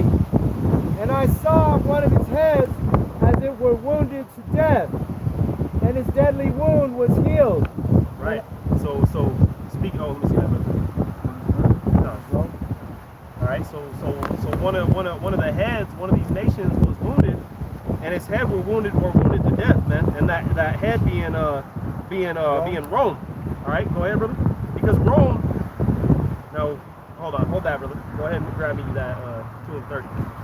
This is Daniel chapter 2, verse 30. But as for me, this secret is not revealed to me, for in any wisdom that I have, more than any living, but for their sakes. How Shai said, man, this gospel, this doctrine is not my doctrine. This is the doctrine of Yahweh by Hashem Yahweh Shai, man. Ain't no man can take credit for, oh man, look at all this studying I did. I found out we were Israelites. No, man, this is all done by the Spirit of power of Yahweh by Hashem Yahweh Shai. He gave you that knowledge that you're Israelites. All right, go ahead. So Daniel's telling that to the king of Babylon, because what he had a nightmare. Most High struck him with a nightmare, and he was so terrified by it, he was calling all his wise men, come and break this down. And this ain't the first, this ain't the only time that this happens to that king, man. Go ahead, brother. But for their sakes they shall make known. Let me see that sign too. Yeah, just like this nightmare, man. Just like this vision that was given what was his name? James Cameron. James Cameron, man. This nightmare that he had of thermonuclear visitation, which is the visitation of Yahweh, happening on the planet Earth, man. All right, go ahead, brother. But for their sakes they shall make known the interpretation to the king, and that thou mayest know the thoughts of thy heart. Go ahead, brother. Thou, O king, sawest and behold a great image. This image, whose brightness was excellent, stood before thee, and the form thereof was terrible. Right. So this image was to represent the different ions which would rule the planet Earth. Go ahead, brother. Grab me this bottom one. All right. That image would represent the different ions which were to rule on the planet Earth, and that ain't all of these. Egypt wasn't within there. But go ahead, brother. It'll break it down. The image's head was of fine gold. Of fine gold, and this is being Babylon. Go ahead, brother. His breast and his arms of silver. Yep. Go ahead. Working its way down. Go ahead. His belly and his thighs of brass. His legs of iron. his feet of part iron and part clay. Thou Right, sawest till that a stone was cut out without hands, which smote the image upon his feet. Right. That So- were. So this image is supposed to be a compilation of all these nations minus the top two, all right, beginning with Babylon down to America, man. All right, and it's going to further break it down. But there's a power which is to destroy every single one of these nations, and in order to set up the everlasting kingdom, man, which right. is the kingdom of heaven. Which who's going to do that? Yahweh Shai, man. Go ahead, brother. Which smote the image upon his feet that were of iron and clay, and break them to pieces. Right? The Then- image upon his feet, which were iron and clay, and it got broken in pieces. Brother, go ahead and continue there, please. And hold that, brother. I'll see what you're doing. Revelation 13:3. And his deadly wound was healed, and all the world wondered That's after right. the beast. So this beast, there was a beast that was wounded and yet was healed. Okay? Now what this is referring to is Rome. Rome was wounded. Rome was destroyed, man. But yet it came back into power. All right, because what you had. Go ahead, brother. No, I was just saying, showing you that the beast wasn't Arabs, you know, because a lot of these Israelites are trying to preach that Esau is the Arabs, you know. Yeah. But no, it's dealing with directly with the so-called white man, Edomite. Rome. Yep. And that's why it's going to be the greatest victory, because the greatest enemy, not only to us, man, but to the whole, to life itself, man. Yep. And nobody, like the brother said earlier, destroyed. we're not wondering after the Arabs, you know. The people in America, they're not wondering. They're wondering after that beast, Edom. Yep. You know, it's not Arab. Yeah, everything is in need of salvation under Esau, Edom, man. It's not the Ishmaelite, you know. This is Revelation 13:4. And they worshiped the dragon, which gave power unto the beast. Go ahead and hold that there, brother. Yeah, go ahead, keep going. Daniel 2 and 35. Then was the iron, the clay, the brass, the silver, and the gold broken to pieces, and became like the chaff of the summer threshing floor. That's right. And the They were broken into pieces. Brother, go ahead and jump down to where you're breaking down.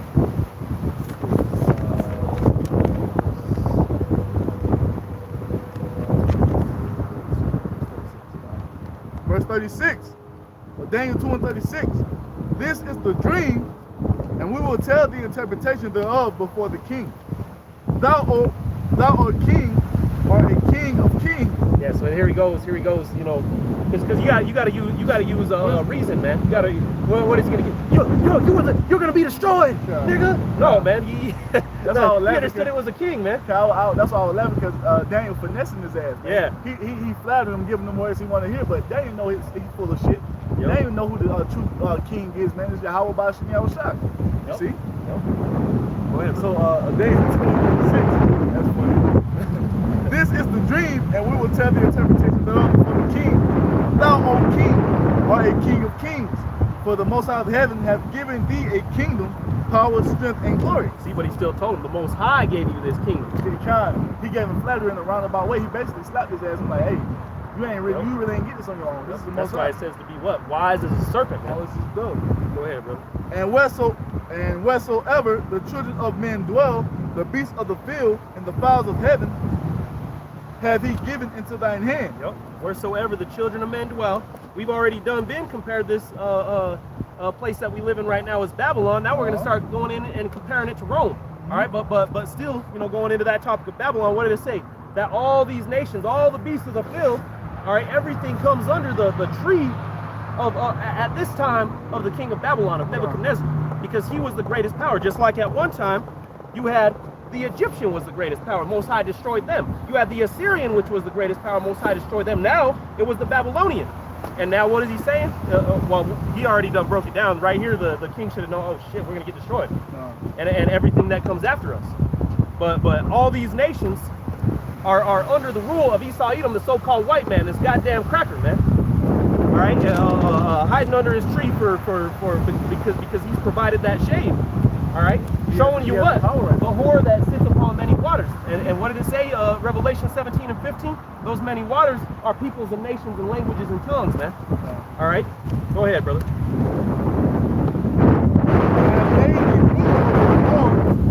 Thou art this head of gold, Yep. So if Nebuchadnezzar would have said, you know what, homosexuality is legal, then you would have had all kind of homosexuals. If he would have said, you know what, kill every faggot in sight, every faggot in sight will be put to death, man. All right, go ahead, brother. And after thee shall arise another kingdom inferior to thee, and another third kingdom of brass, which shall bear rule over all the earth. Right, so showing him, you know, there is going to be another kingdom after you. You ain't going to be the everlasting kingdom, man, because really the planet Earth wasn't created for you Babylonians. It was created for the Israelites. So you should know right there that the end all be all is the Israelites going to rule. God, that was the Most High punishing us for our wickedness, having these nations ruled over us. But it just shows the fairness and graciousness of the Most High to let you heathen rule in something that was made for us. You see? Because what happened before Daniel's time? You had Jeremiah. And who was Jeremiah prophesying against the Israelites? Saying you niggas are going to get destroyed by the Babylonians. And the elders were going into that too. The reason why it says brass right there is because that's what they used to make their weapons, was that brass. Then they had the iron. That shows you later. The military strength increased. You see the power of that kingdom increased. Like Babylon was more precious because the gold ahead. Then it came down to the medium person, it was silver, but it was less precious than gold. Then you come down to the Greeks, which is brass, which is less precious than silver, but they military is strong. You see? That's what it's going into. Yeah, so you see, man, he has all this power just like America today has all this power to do those things. They legalized homosexuality, it's legal, man. And not only did America follow suit, but every single one of these nations, man, is following. Even these other ones, man. Saudi Arabia, all right. They're not far from that cycle, man. And that's why they're starting to let women drive. They're starting to put in AMC movie theaters within that land. I bet you they got some Taco Bells and shit, man.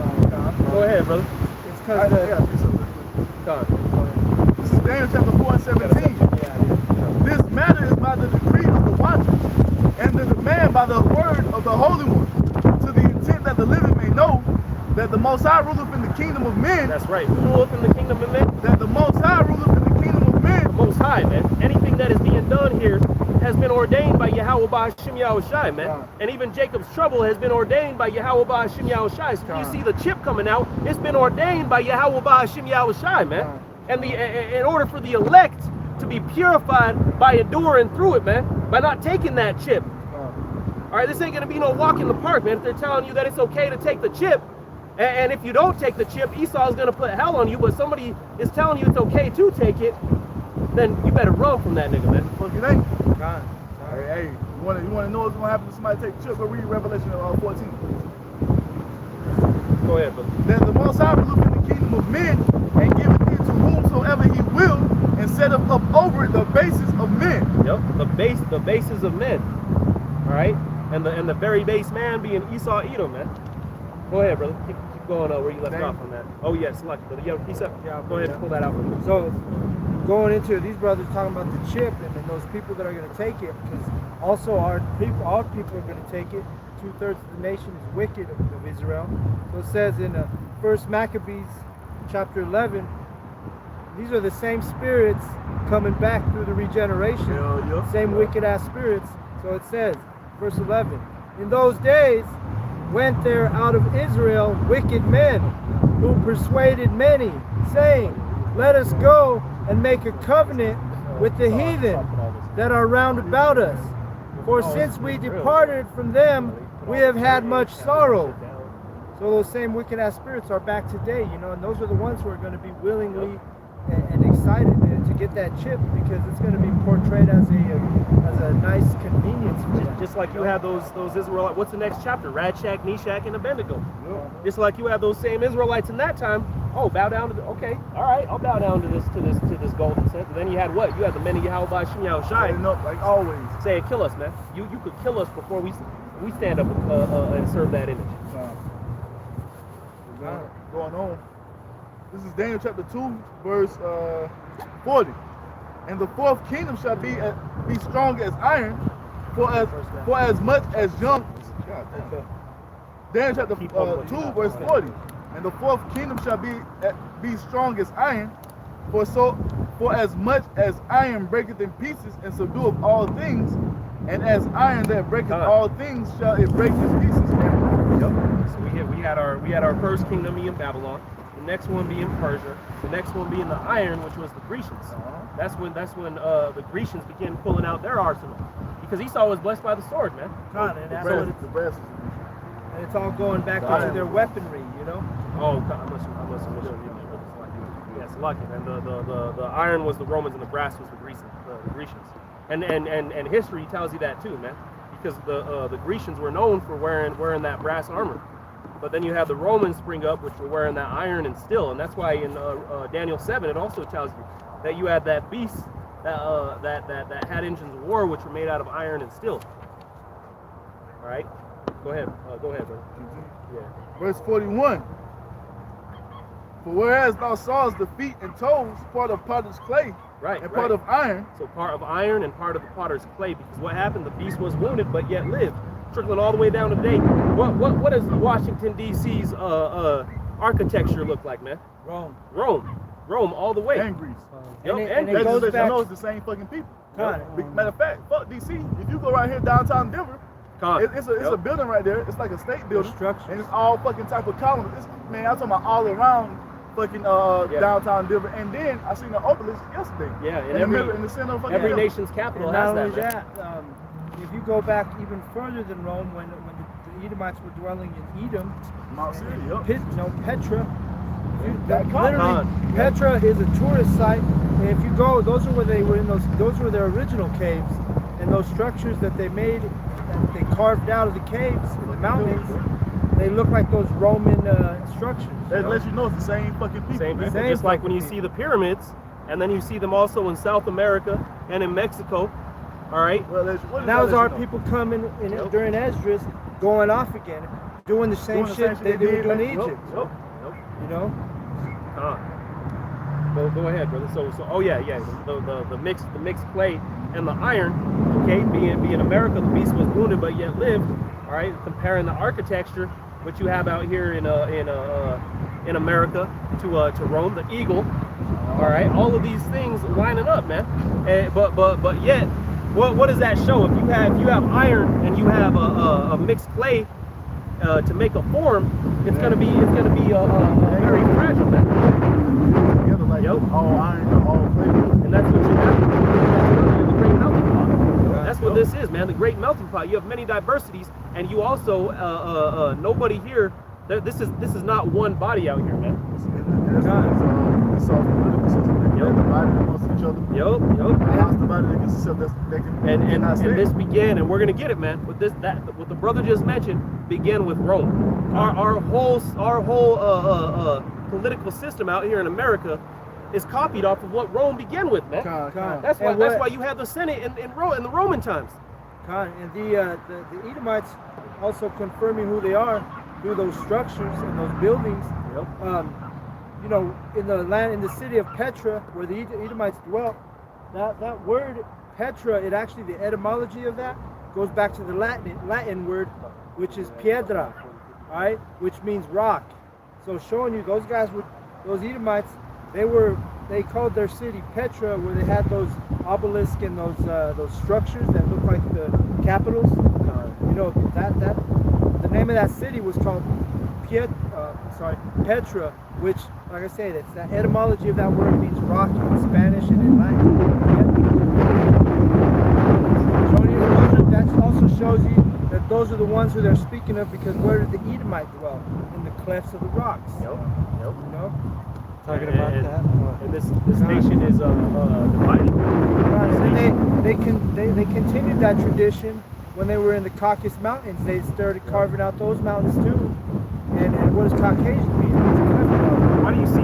There was one day, I think I sent the videos to you brothers. I was working up here in the mountains, and out here in Colorado, man, you gotta have some money to live in the mountains. All right, but anyway, I was filming it, sending it to the brothers. But there was this whole neighborhood, and the main street out there was called Wakanda, and this neighborhood was hidden, man. And they had their own private golf course. These Edomites had their own golf carts. They would drive from their house to the golf course. But a lot of these houses were built in the cliffs. that were built in the clefts of the rocks.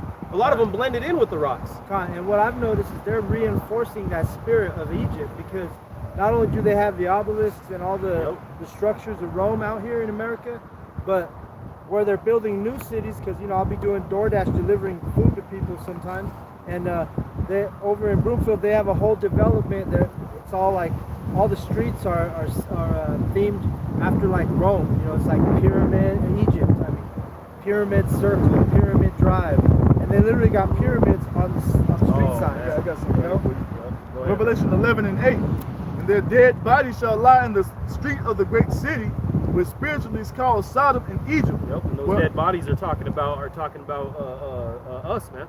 All right, the believers in Yahweh by Shem Yahushua, or the witnesses who are going to be being put to death out here on these streets during Jacob's trouble, man. All right, that's actually going into the Israelites saying through the Spirit. Yeah, right there is an obelisk. Right behind that blue bench is an obelisk. So we don't even declare this place. We don't even need to declare this place as spiritual Egypt, because they declare themselves as Egypt. Literally, that's an obelisk. go up. See that little obelisk right behind the bench? It's that obelisk, which actually represents an erection for Nimrod. It goes back to Nimrod. That obelisk. But yeah, man. So you got the spiritually dead, like the brother was saying. But you're gonna have brothers that are dying as martyrs. Keep going, brother. Keep going a little bit. And in Egypt, where also our Lord was crucified, and they of the people and kindreds and tongues and nations shall see their dead bodies 3 days and a half, and shall not suffer their dead bodies to be put in graves. Yeah, they don't give a fuck about you, man. They ain't gonna care to do anything glorifying unto Israel, man. Especially those of this truth, man. Go ahead, brother. Keep going. I want to apologize to you. For what? For what? You shook my hand. I was on my bike and I just cashed it. When? Was it today? It wasn't me, man. You alright? Yeah, it might have been somebody else. Yeah, this one. We'll shake hands, man. God, Shalom, bro. Hey, you take care of them. Shalom, man. You all be safe, all right? Yep. Yeah, you too, man. Yeah, go ahead. The vain imagination they put on the people. God puts those vain imaginations. But the man of God, he thought he shook his hand and brother don't even know who he is. And they that dwell upon the earth shall rejoice over them, and make merry, and shall send gifts one to another, because these two prophets tormented them that dwell on the earth. And that's what we do, man. We're the bearers of bad news. That's why when the dude rolled up on the bike, all of us stood and looked at him. What's this dude about to do? Yeah, because people hate us, man. People hate us for this truth to the point where we're gonna be being put to death out here, man. And we understand that. We had a whole conversation about it last camp, because we had all them demons around, a whole mob of people around us that they wanted to kill us, man. They wanted to see us die, and some of us will die pushing this truth, man. All right, and we've had examples of that. But with that being said, man, we don't even care, man. All right. I mean, of course, you want to be beamed up in the chariots in the flesh, but at the end of the day, we understand that if we're gonna die pushing this truth, man, there's no greater thing to do, and we ain't gonna just be dead, man. We're gonna be made alive. We're gonna be coming back on those chariots, waiting for the brothers, standing right up to where they get beamed through into the chariot, waiting to salute the brother. Oh man, brother Halakia's turn. All right, we wait. Testament. And we're gonna get those spiritual bodies from the kingdom, in a twinkling of an eye on the way up in those chariots. Yep. Verse In 11. a moment, we're gonna be changed. And after 3 days and a half, the spirit of life from the Most High entered into them, and they stood upon their feet. They stood upon their feet, and great fear fell upon them and saw them. Being Israel, like the brother was saying, man. We've been made to a spiritual dead state, but yet the truth has been exposed, man. And this must be a terrifying thing to Esau, man, especially these elites. How the hell are they finding this out? We spent all this fucking money. Yeah, he said he jumped out of the Cadillac or whatever, the limo at the elders camp. Yep. When he's like, well, how did you guys find out, man? It's the Holy Spirit. Yahweh B'Shem, Yahweh Shai B'Shem. You know, bringing it into remembrance. We're rehearsing the righteous acts. All right. Verse 41. Daniel 2:41. For as much as thou sawest the iron mixed with miry clay, and as the toes of the feet were part of iron and part of clay, so the kingdom shall be partly strong and partly broken. Right, divided, man. Partly strong and partly broken. One hand you got Esau pushing all war on all ends, and on the other hand you got Esau, just like you have the Democrat and the Republic. All right. Horns. And that's why Abraham Lincoln, one of his famous quotes was a quote out of the scripture. So I guess it wasn't his famous quote, but you know, it was a quote he pulled out of the scripture, and you know, just said the same thing. A country divided cannot stand. So that alone should show you that America is through, man. I was telling somebody the other day, you know, about littering. I was holding this thing. I wasn't gonna litter it, you know, but I was like, man, I gotta find a trash can so I can throw this away. And he's like, oh yeah, don't litter. He's like, you gotta make sure you get it to the, you know, just like expounding upon it or whatever. And I told him, I was like, well, at the end of the day, man, everything in here is America's gonna be destroyed by nuclear missiles anyway. And the look on his eyes, you know, his eyeballs got all big, but common sense should just tell you that, man. He probably was, oh man, anti-American. I wish my uncle was here, you know. My thing is, when you worry about basically recycling. But you're not worried about Esau spraying these damn chemtrails over out here. Yep. That's doing more damage to the earth than this fucking whatever I had is gonna do. You know what I'm saying? Good, but you know, at the end of the day, even with those two horns, the Democratic and Republican, they have an agenda that's in unison together. So it's a deception because they know Esau's smart enough to know that, hey, we need to make them think they have a choice. Because the elder Lamar was bringing this out. He said we need to fool these people into making them believe they have a choice. That's why they give you the Democrat and Republican. But at the end of the day, their agenda is the same. And that's what's brought forth the spiritual dead, as the brother was saying, man. Yeah. You're gonna have the spiritual dead who can't understand this thing, but going back to Ezekiel 37, all right, and what we were just reading out of Revelation 11, all right, the truth is gonna prevail, man. All right, those dead bodies are gonna be made alive, and this truth is gonna be pushed out. We already got man. the W, you know. Yep. We already got the W. Yep. We already got the win, man. Yep. Go ahead and hold that, brother. Grab me. Wait, what? I got Esdras and Revelation. Revelation. Go ahead and drop Revelation 13, and pull out Ezra. No, not Ezra. Maccabees. Oh, that's what Maccabees 7. I think it's actually chapter 8. Chapter 8. Okay. This is First Maccabees, chapter 8, 1. Now Judas had heard of the fame of the Romans. Yep. This is when the Grecians were beginning to deplete, and the Romans were beginning to grow, which were both two Edomite families. Okay, they were the same people with different names. Go ahead. That's why they call it the Greco-Roman Empire. Yep. That they were mighty and valiant men, and such as would lovingly accept all that join themselves unto them, and make a league of amity with all that came unto them. Go ahead, brother. And that they were men of great valor. Right, because they were blessed with the sword, man. He was hearing of their fame. He was hearing of how they were basically conquering the known world, okay? And how they were growing and they were beginning to exceed the Grecians. So in Judas's mind, let's make a peace treaty with these people. The only person that should have any I guess credibility in making a peace treaty with Esau should be Judas, because every other person that did that after they had broken their vow, or after they broke the treaty, all right, they went and did the same thing and continued to get stabbed in the back. That's why it's nothing to marvel at this whole pipeline thing that happened in Standing Rock. You know, you had all these. I had this Gadite trying to defend it to me. Oh well, it's right by all of our trinket. It don't fucking matter, man. Esau ain't gonna just get. Oh, all right, we'll move it. You should have known when Judas made the pact, man. All right. Go ahead, brother. And that they were men of great valor. It was told him also of their wars and noble acts which they had done among the Galatians, and how they had conquered them and brought them under tribute. That's why taxes. Nope. So they pay taxes after they conquer. Yep. So they conquered and you see this almost copies the same stuff that America went through, man. All right, but they conquered. It's the blueprint. Yep. They conquered the Galatians. The brother said it's the blueprint, man. The beginning, mapping it out, and they conquered the Galatians and put them under their taxes. You got to do this and that and this and that. We were establishing these laws here. I was playing a game. You know, what is it? Assassin's Creed. There was one that is themed in Egypt. Based off of Caesar Borgia.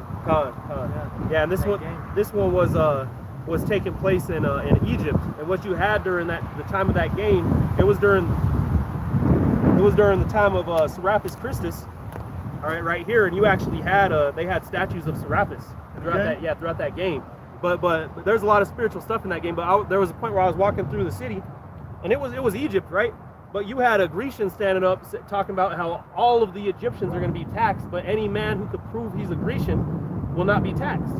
So they were going out there and they were oppressing the Egyptians, man. You know these games let you know? Mm-hmm. You know that game lets you know that Esau has way more information than he's releasing. Oh yeah, they know have they're the Edomites. they had Antiochus. Antiochus is in that game too. Yeah. Yep. But yeah, man. And when we're in the darkness, we're playing them games and doing you don't watching even pay attention movies. to it. You're right over your head. You know what I mean? Yep. When we're in this truth, we see everything spiritual, so it doesn't fly over our head. And instead, it just confirms the truth. But yeah, man. But then there was another point in the game where I'm playing it, and the dude he meets up with one of his old friends, and his old friend he has a different name. He left his Egyptian name and he put a Greek name upon himself. Okay, and not only that, he was wearing Greek clothes. All his friends were Greeks. What is that? But there's a point where he confronts him. He's like, "Man, what the fuck happened to you? Yeah. You used to be one of the hardest Egyptians that I knew, and now you sold out." He's like, "You changed your name," and he's telling you he was allegiance to Esau. yeah, and he was telling him, he's like, I'm just trying to make fame. I'm trying to grow, and they end up boxing it out. You know what that is? That's the Hellenization, man. That is exactly what it is, man. And that's exactly what you had going on during this time, man. The Galatians, you had Israelites within Galatia, all right, but yet Rome went and conquered it, so Galatia became a property of Rome. That's why Paul was what? He was from the tribe of Levi, right? Yep. He was from Benjamin. He was from the tribe of Benjamin, but yet he was a Roman citizen. Because why? Because he was conquered by Rome. And they were going out and they were breaking things. The whole letter to the Galatians. You had Israelites within Galatia that were conquered by Rome. You see? They were the thing that the Christians stumble at is they don't understand that Paul was by heritage an Israelite, but by citizenship a Roman. Just like us, man. By heritage we are Israelites, but by citizenship we are American citizens, man. Which reserves us the rights as American citizens to come out here and expose you goddamn Edomites, man. Like Paul had that when he showed them. Yep. And that's why they spoke in parables, because they didn't have the same freedoms that we have right now. If you want to call it freedom, they really had to use top-notch wisdom in that time, man. Yeah, they really had to be wise as serpents. Man, what the fuck? Hey, cut this nigga head off. And that's why things were done in parables, because it was only meant for those elect people to understand. Go ahead, brother. This is 1 Maccabees 8:2, or 3. And what they had done in the country of Spain for the winning of the mines of the silver and gold which is there. And that conquered the Spaniards. They're over here they're conquering so many people. They're conquering other Edomites. Go ahead, brother. And that by their policy and patience. And you see through the Spirit, the Most High is using Esau to kill Esau now. You got the Magog, you got the Russians raising up with these missiles, calling out Babylon, and backing up Iran, who's calling out Babylon, and backing up China, who's calling out Babylon, and backing up the North Koreans. And they're going to kill Esau with his own blessing. His own equal and his own blessing. And you know what? He's going to do the Most High's dirty work for him, man. He's going to kill half his nation and the kingdom. They're going to be birthed back by these same people that destroyed them. And then the elect with Yahweh Shai are going to destroy those goddamn Russians. And those Russians, Magog, they have a different spirit than these soft Americans, you know. That's a different kind of Edomite you're dealing with right there, you know. Just like, what's his name, the fighter, Khabib, you know, that dude was training with bears when he was a little kid, you know, wrestling bears and shit. That's a different kind of Edomite down there, man. Yeah, he might be a He might be Jake. a Jake Khan. Kind of through the spirit, he could be. But over here, you know, you got these soft feminine Edomites, you know, Yep. on this side. I don't That's talk why- to my- I that's- can't talk to my woman like that. That's She's- why she's my when Russia steps in, man, it's gonna be a wrap. Go ahead, brother. And that by their policy and patience, they had conquered all the place. That's exactly what Esau does. He puts his policies on all these heathen nations. You know? Yep. Exactly like Democracy, like you said earlier. Though it were very far from them, and the kings also that came against them from the uttermost part of the earth, till they had discomfited them and given them a great overthrow, so that the rest did give them tribute every year. Khan. When you pay tribute, that means you're a slave. Yep. Con, that means You you're pay paying taxes, taxes. you're a slave, man. Yep. Con, Now you're a let you know the slave. niggas is still enslaved, man. You paying taxes, nigga, you a slave. If If you start you're- taking taxes out your check, you a slave. God, if you're free, if it's free, that's when you know you're. If you're standing not behind slave. You think Lying. you think the Rothschilds paying taxes, nigga? Please, Uh-huh. they the ones came up with that damn tax law shit, man. Yeah, I was looking at my pay stub today, actually, this morning, and because I got an app you can look at it, and I worked some overtime, and the overtime that I had worked, So tax. I should have made basically double the money of what I worked last week, Yeah. or double the like increase from the overtime, you know, but I only had half of that. I only had 50%, and I had to give the other 50 to taxes. God, Yeah. so See, you brought up Rothschild. So literally, the word Roth, it means red in German. So I just looked it up.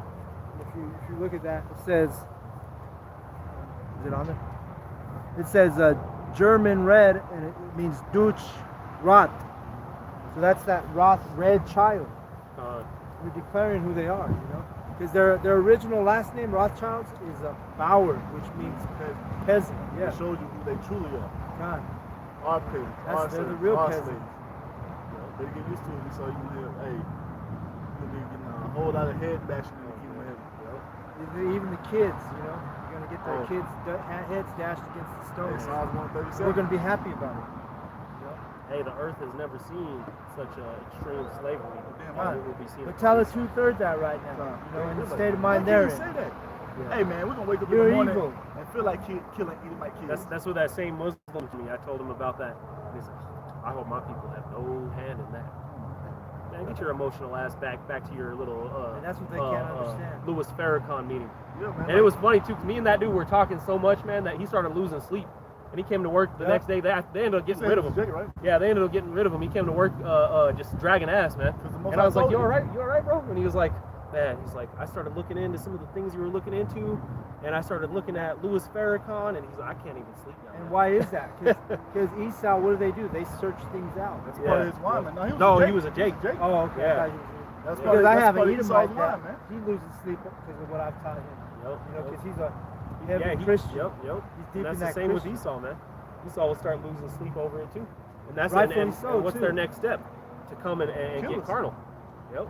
That's all they got. Hey, Yeah. all that's gonna be left is Revelation 12 and 12, 2nd Esdras,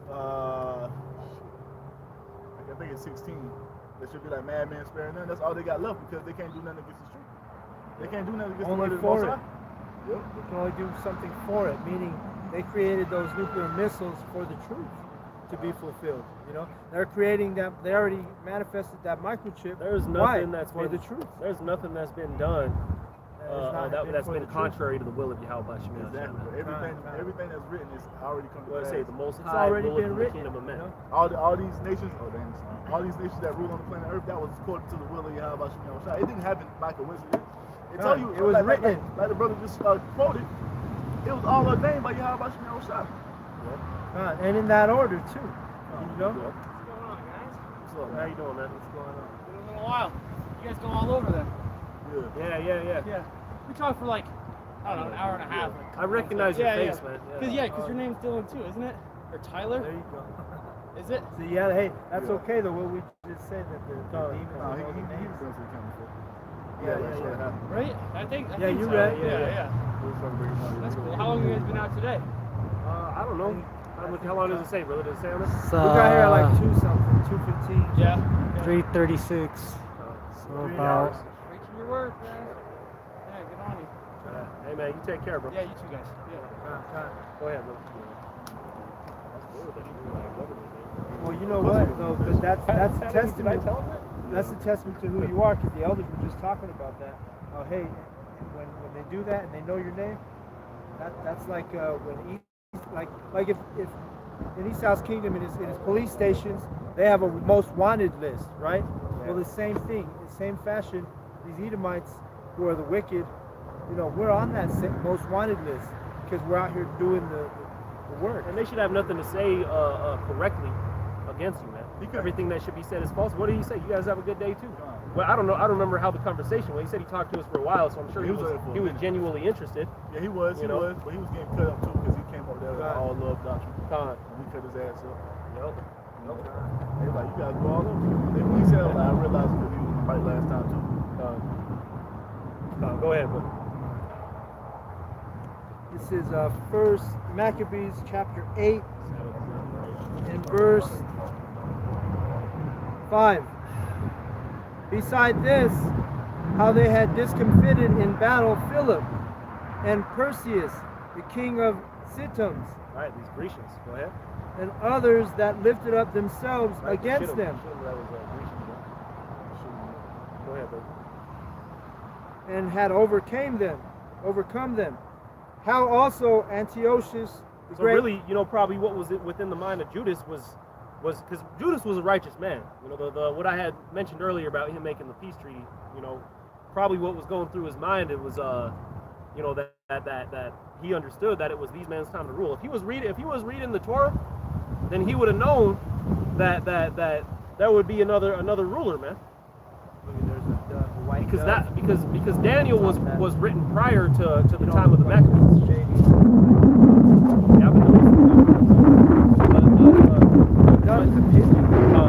Yeah, yeah, I didn't know that either. But Daniel was before the time of the Maccabees. So if Judas was reading, then he would have understood that there would be a kingdom to rule after the Grecians, and then you would have one more kingdom, which would be wounded but yet live. So another kingdom that would rule after that. So he was saying, oh look, man, I'm hearing about all this battle. This must be the next kingdom. Go ahead, brother. So if he would have went to war against Rome, what would have happened? He would have already known that we're going to lose this war. Go ahead, brother. How also Antiochus, the great king of Asia, that came against them in battle, having 120 elephants. Right, 120 elephants. And so all these nations were being conquered by Rome. So it was being showed that the next ruler was Rome.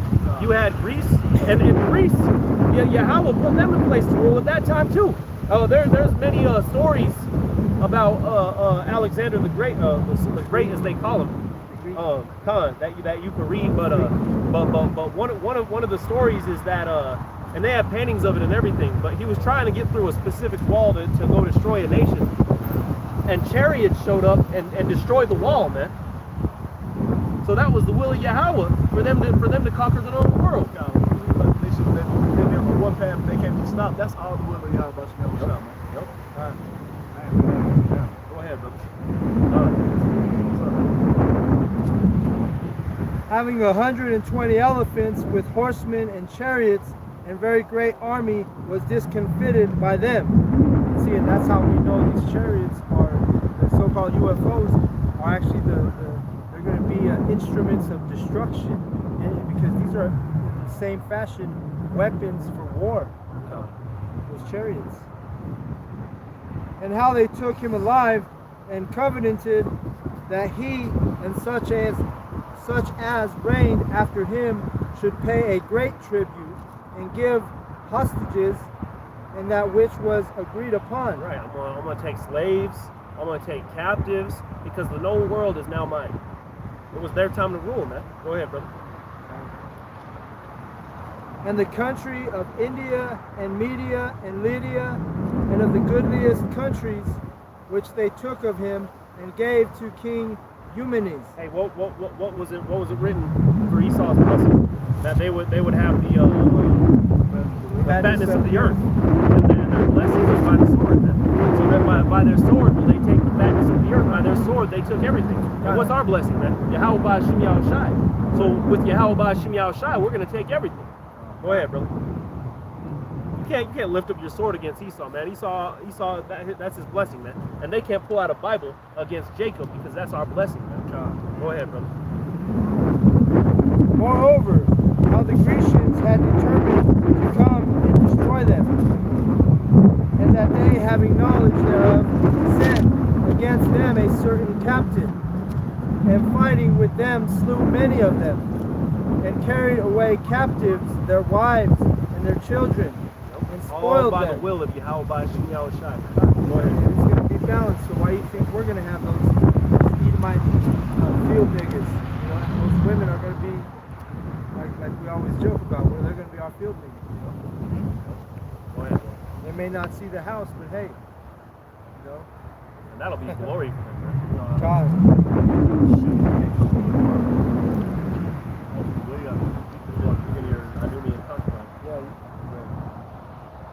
I was telling that to my woman because she was, oh man, could you claim J-Lo? Like, I'm sure a lot of brothers have already done claim that. And I was like, and if that was mine on the other side, she would be the lowest bitch in my entire mansion. J-Lo ain't gonna be shit. She was looking. She's received her reward here. Reward here. That's what I told her. I was like, yeah, this bitch was high on this side. So on the other side, she's gonna be the lowest of the low, man. She's still gonna be an Israelite. She's still gonna be pretty damn Higher high, than an Edomite. but she's gonna be the lowest of the Israelite women, especially after this goddamn hustler. Oh, I know. I haven't even seen it, but I already know there's all kinds of darkness. I'm sure there's probably being truth taught mixed to in it too, our women. You know? Yeah. Because my daughter, she's what, 19. Well, the first thing her and her friends went and saw that movie. So I haven't seen it yet, but I'm probably They're probably glorifying being a whore. Darkness. And that's part of the law too. Make not whores out of the daughters of Israel. Showing you that this Edomite has a lot to fucking pay for. Nope. Go ahead, because all those women in there are Jakes. Go ahead. And spoiled them, and took possession of their lands, and pulled down their strongholds, and brought them to be their servants unto this day. It was told him besides how they destroyed and brought under their dominion all other kingdoms and isles that at any time resisted them. Go ahead and jump to verse 14. Okay. Yet for all this, none of them were crowned.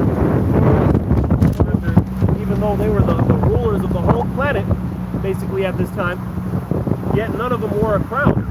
All right, go ahead, brother. It's like, does Donald J. Trump wear a crown? Go ahead.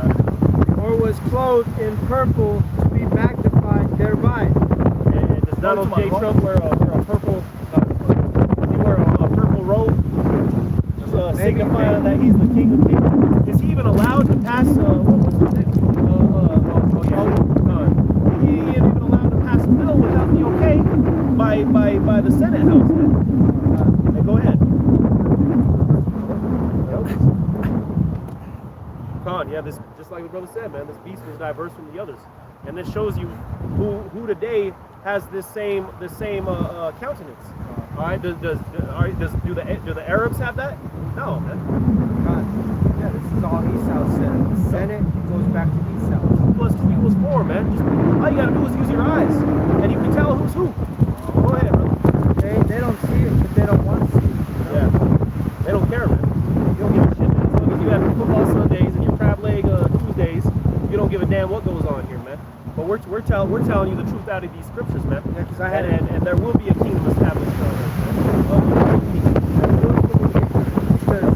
I had a chick last week. He wanted to go watch football with us, and hey, I got camp. And then I go, plus that stuff ain't even, it's all fake.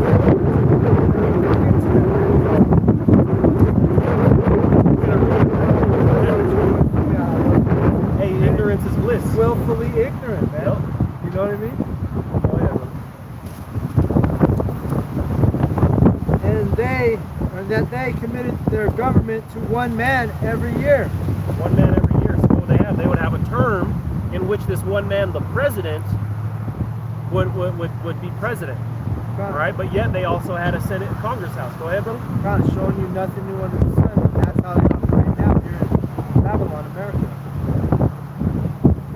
Who ruled over all their country and that all were obedient to that one. Go ahead.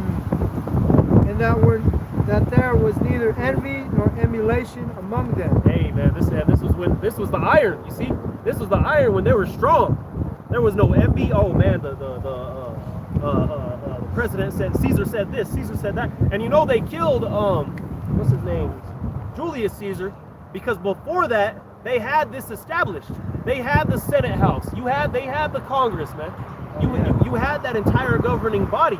But Julius Caesar was growing so high in power and beginning to conquer even further countries where they have never touched.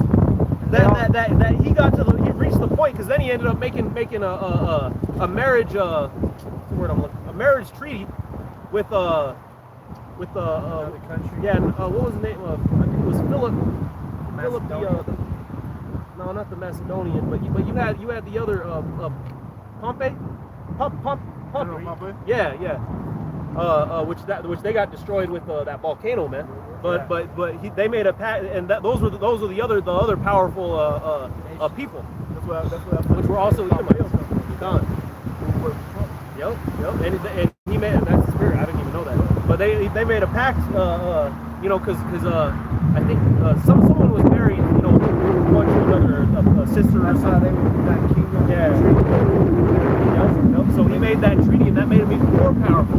So it put the Senate House in fear to the point where they put him to death. Because they were like, oh hell no, you can't have just one man rule. And eventually it happened anyway, and it led to their downfall, man. And then that's a characteristic. So anyway, they love stabbing each other in the back, man. Yep. Even each other. Yeah, it was his own. His own disciple, man. His own disciple, and I mean, I'm sure brothers have seen it in plays and whatnot. But the last one to stab him is his own. That happens he's brought a lot. up from his youth. That happens a lot in East South. That's how they cut Shows it in all of their things. The Russians ours. They get the fucking Nero, he was shanked by all the Senate. If you watch the first couple seasons of that TV show on Netflix, House of Cards, it shows you that these motherfuckers is cutthroat, man. You know what I'm saying? Yeah. Oh yeah. That fucking politics shit. Hitman. These motherfuckers cutthroat, They're man. hitmen, It shows in some of those countries. I'm sure brothers have seen that too. They'll actually bang it out, man. They'll go in there in their debates. They'll just start fighting. And Russia, Yup. Fighting. Yeah. Go ahead, brother. That's why Esau's so passionate about their politics, man. You know, Yep. that what's his name did the joke about it. He's like Dave Chappelle. He was talking about. He's like talking to his Edomite friend at work, and he's talking about the Edomite friend was telling him how he's fucking his wife, and then Chappelle starts bringing up politics. And hey, no personal shit, man. No He'd rather tell him a story about fucking his wife than speak about politics. The thing is, that's how Esau make power moves, man. That's how he get his house. Because when you deal with Edomites, they deal with their house. You know what I'm saying? They dealing with their legacy. So in politics, that's a power move. See,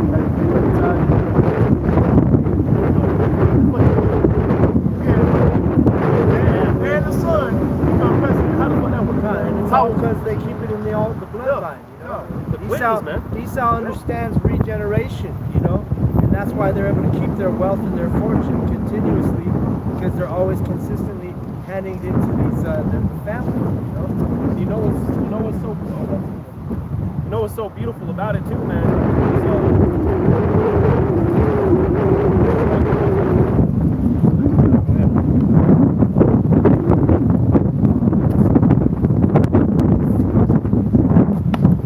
Well, that should tell you another reason why these elects are just, you're not voting for nobody. They're already. Oh man, that's the spirit. That's what I was gonna say. That's what you were trying to remember.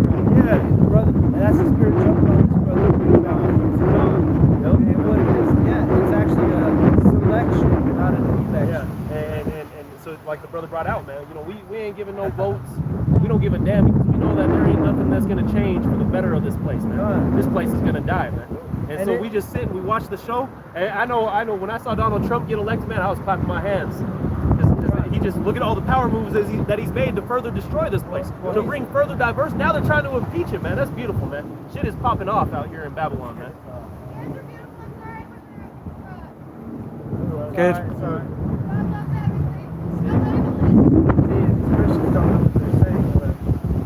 Right. Because God hates you so-called white people, man.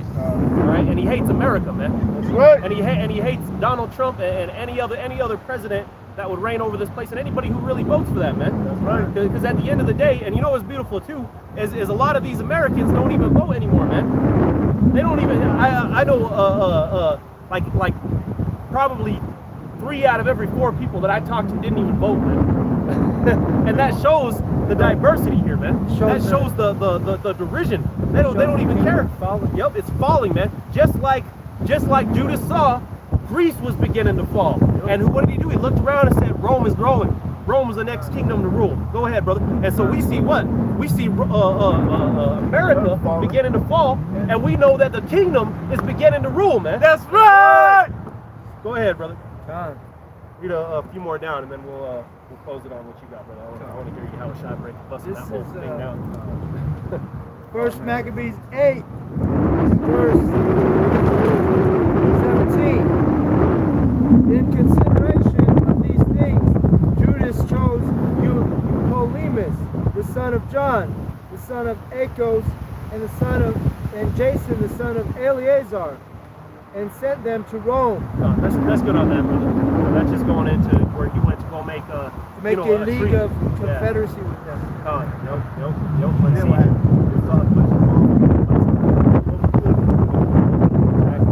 And that's when you had what was the king's name? Herod. That's when you had Herod. Herod, Edomite king that was set up over Israel. You go to his father is Antipater the Idumean, which is Idumean is the Greek way of saying Edom. That's such a devilish name. Yeah, Antipater.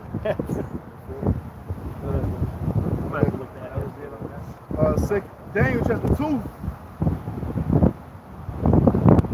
verse 43. And whereas thou sawest iron mixed with miry clay, they shall mingle themselves with the seed of men, but they shall not cleave one to another, even as iron is not mixed with clay. They don't mix, cleaving together, man. There's all sorts of that. What did that change? No labels. You see, man, you got all sorts of different groups out here that are standing for their own beliefs, their own doctrines. Want to say I wine and peace off, man. That's what she was spewing. Wine and peace off. Yep. You see? It should, just like iron ain't mixed with water, just like water and oil don't mix. If you pour some water, some oil to a boiling pot of water, it'll mix up a little bit, but then it'll rise to the top. You got those oil bubbles, man. Water and oil mix, just like iron and clay. In the days of these kings shall the power of heaven set up a kingdom. In the days of these kings shall the power of heaven set up a kingdom, man. What you're seeing before your eyes, man, as you see brothers doing videos every minute, you got different videos coming up on YouTube about the truth, man. I just got on YouTube real quick, and like 10 videos shot up on my notification. Yep. And what is that, man? That's there's a governing body being established right now that's going to reign over the planet Earth, man. That's right. God, that's Psalms 19, those circuits going out to all ends of the earth. Nope. And that's exactly what it's doing, man. And how does it travel through the heavens, through those circuits of the internet? Daniel How his word travels through the heavens, through those satellites. The horn. Daniel 2:44, which shall never be destroyed, and the kingdom Which shall what? which shall never be destroyed. So there will be a kingdom which shall never be destroyed, which will come after all of these kingdoms that we just listed, man. So according to the Bible, America is going to be destroyed, man. That's right. Russia is going to be destroyed. China is going to be destroyed. And all you heathens are going to be under the foot of the so-called Negro, Latino, and Native American. That's right. Forever. Go ahead. The kingdom shall not be left to other people, but it shall break in pieces and consume all these kingdoms, and it shall stand forever. Look at all these different people. The kingdom was left from Egypt to the Assyrians, from the Assyrians to the Babylonians. But see, after the kingdom of heaven is established, our kingdom, all right, in which the world was created for it to be reigned under us, It will never be handed to another people, man. Who is this? We got Nebuchadnezzar, we got Cyrus, we got Yeah, the couple kings over here. Oh yeah. The Media Persian. Just off the top, like Darius, Greek, Cyrus, who would be Alexander, Alexander, Antiochus, you but got Herod, Because it's split you up. got Trump. You know? Hey, all teams on. Verse 45. For as much as thou sawest the stone, Daniel chapter 2, verse 45.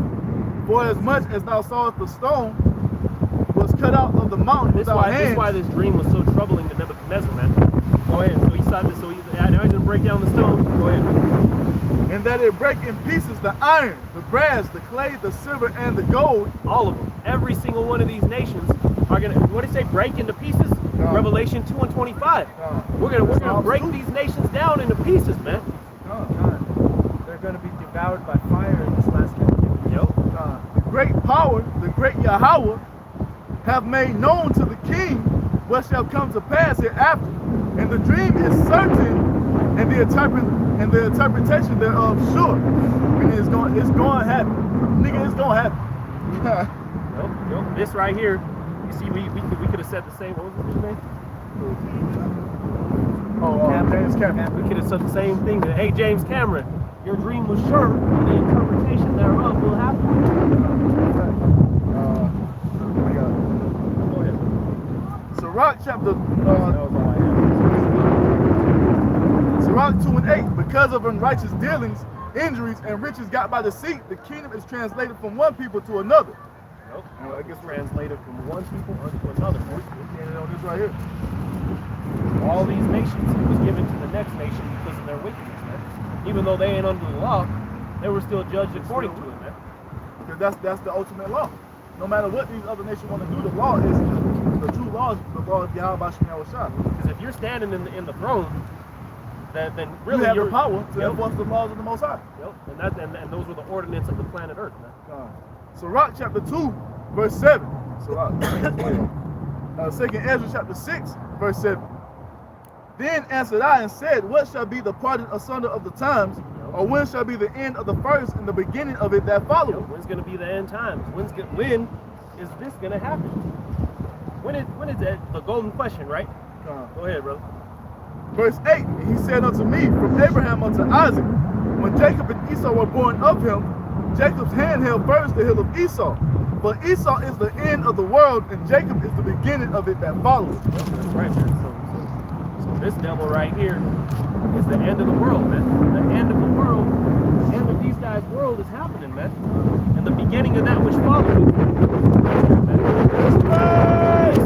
This is the kingdom to rule forever, man. That's fucking right. And this is the war to end all wars. That's right. Thus said the Bible, thus said behind my Yahweh Shah, man. Go ahead, bro. This is Psalm 19 and 7. The law of the Lord is perfect, converting the soul. The testimony of the Lord is sure. Yep, so the law is perfect, man, but we can't be perfect. We got to strive for that perfection anyway. That's right. Go ahead, brother. Making wise the simple. Making wise the simple. And we have been the simple, and we are being made wise, man. Just like all you sincere brethren who are trying to grow within this thing, man. Hey, that lets you know that's the Most High telling you don't know shit. Follow what I told you to do, because you don't know nothing. Lean not on your own understanding. And that's what Esau doing. Leaning upon his own understanding. That's why he's going to be destroyed. That's that spirit right there. Call Allah Yahweh Hashem Yahweh Shai. Go ahead. With that, we are the real Hebrew Israelites, and I want to give all praise and glory to Yahweh, Bahashim, Yahweh Shai, Bahashim, Ha, Rakam, Kodash. Double honors to the elder apostles for teaching us the truth. That's right. And I want to acknowledge all the Akyam who are pushing this truth with sincerity. Shalom to the elect. Shalom. Shalom. Abba ball. Abba ball. Abba ball. Abba ball. Abba ball. Abba ball. Shalom. Shalom. God. We got it in. Man, I was like,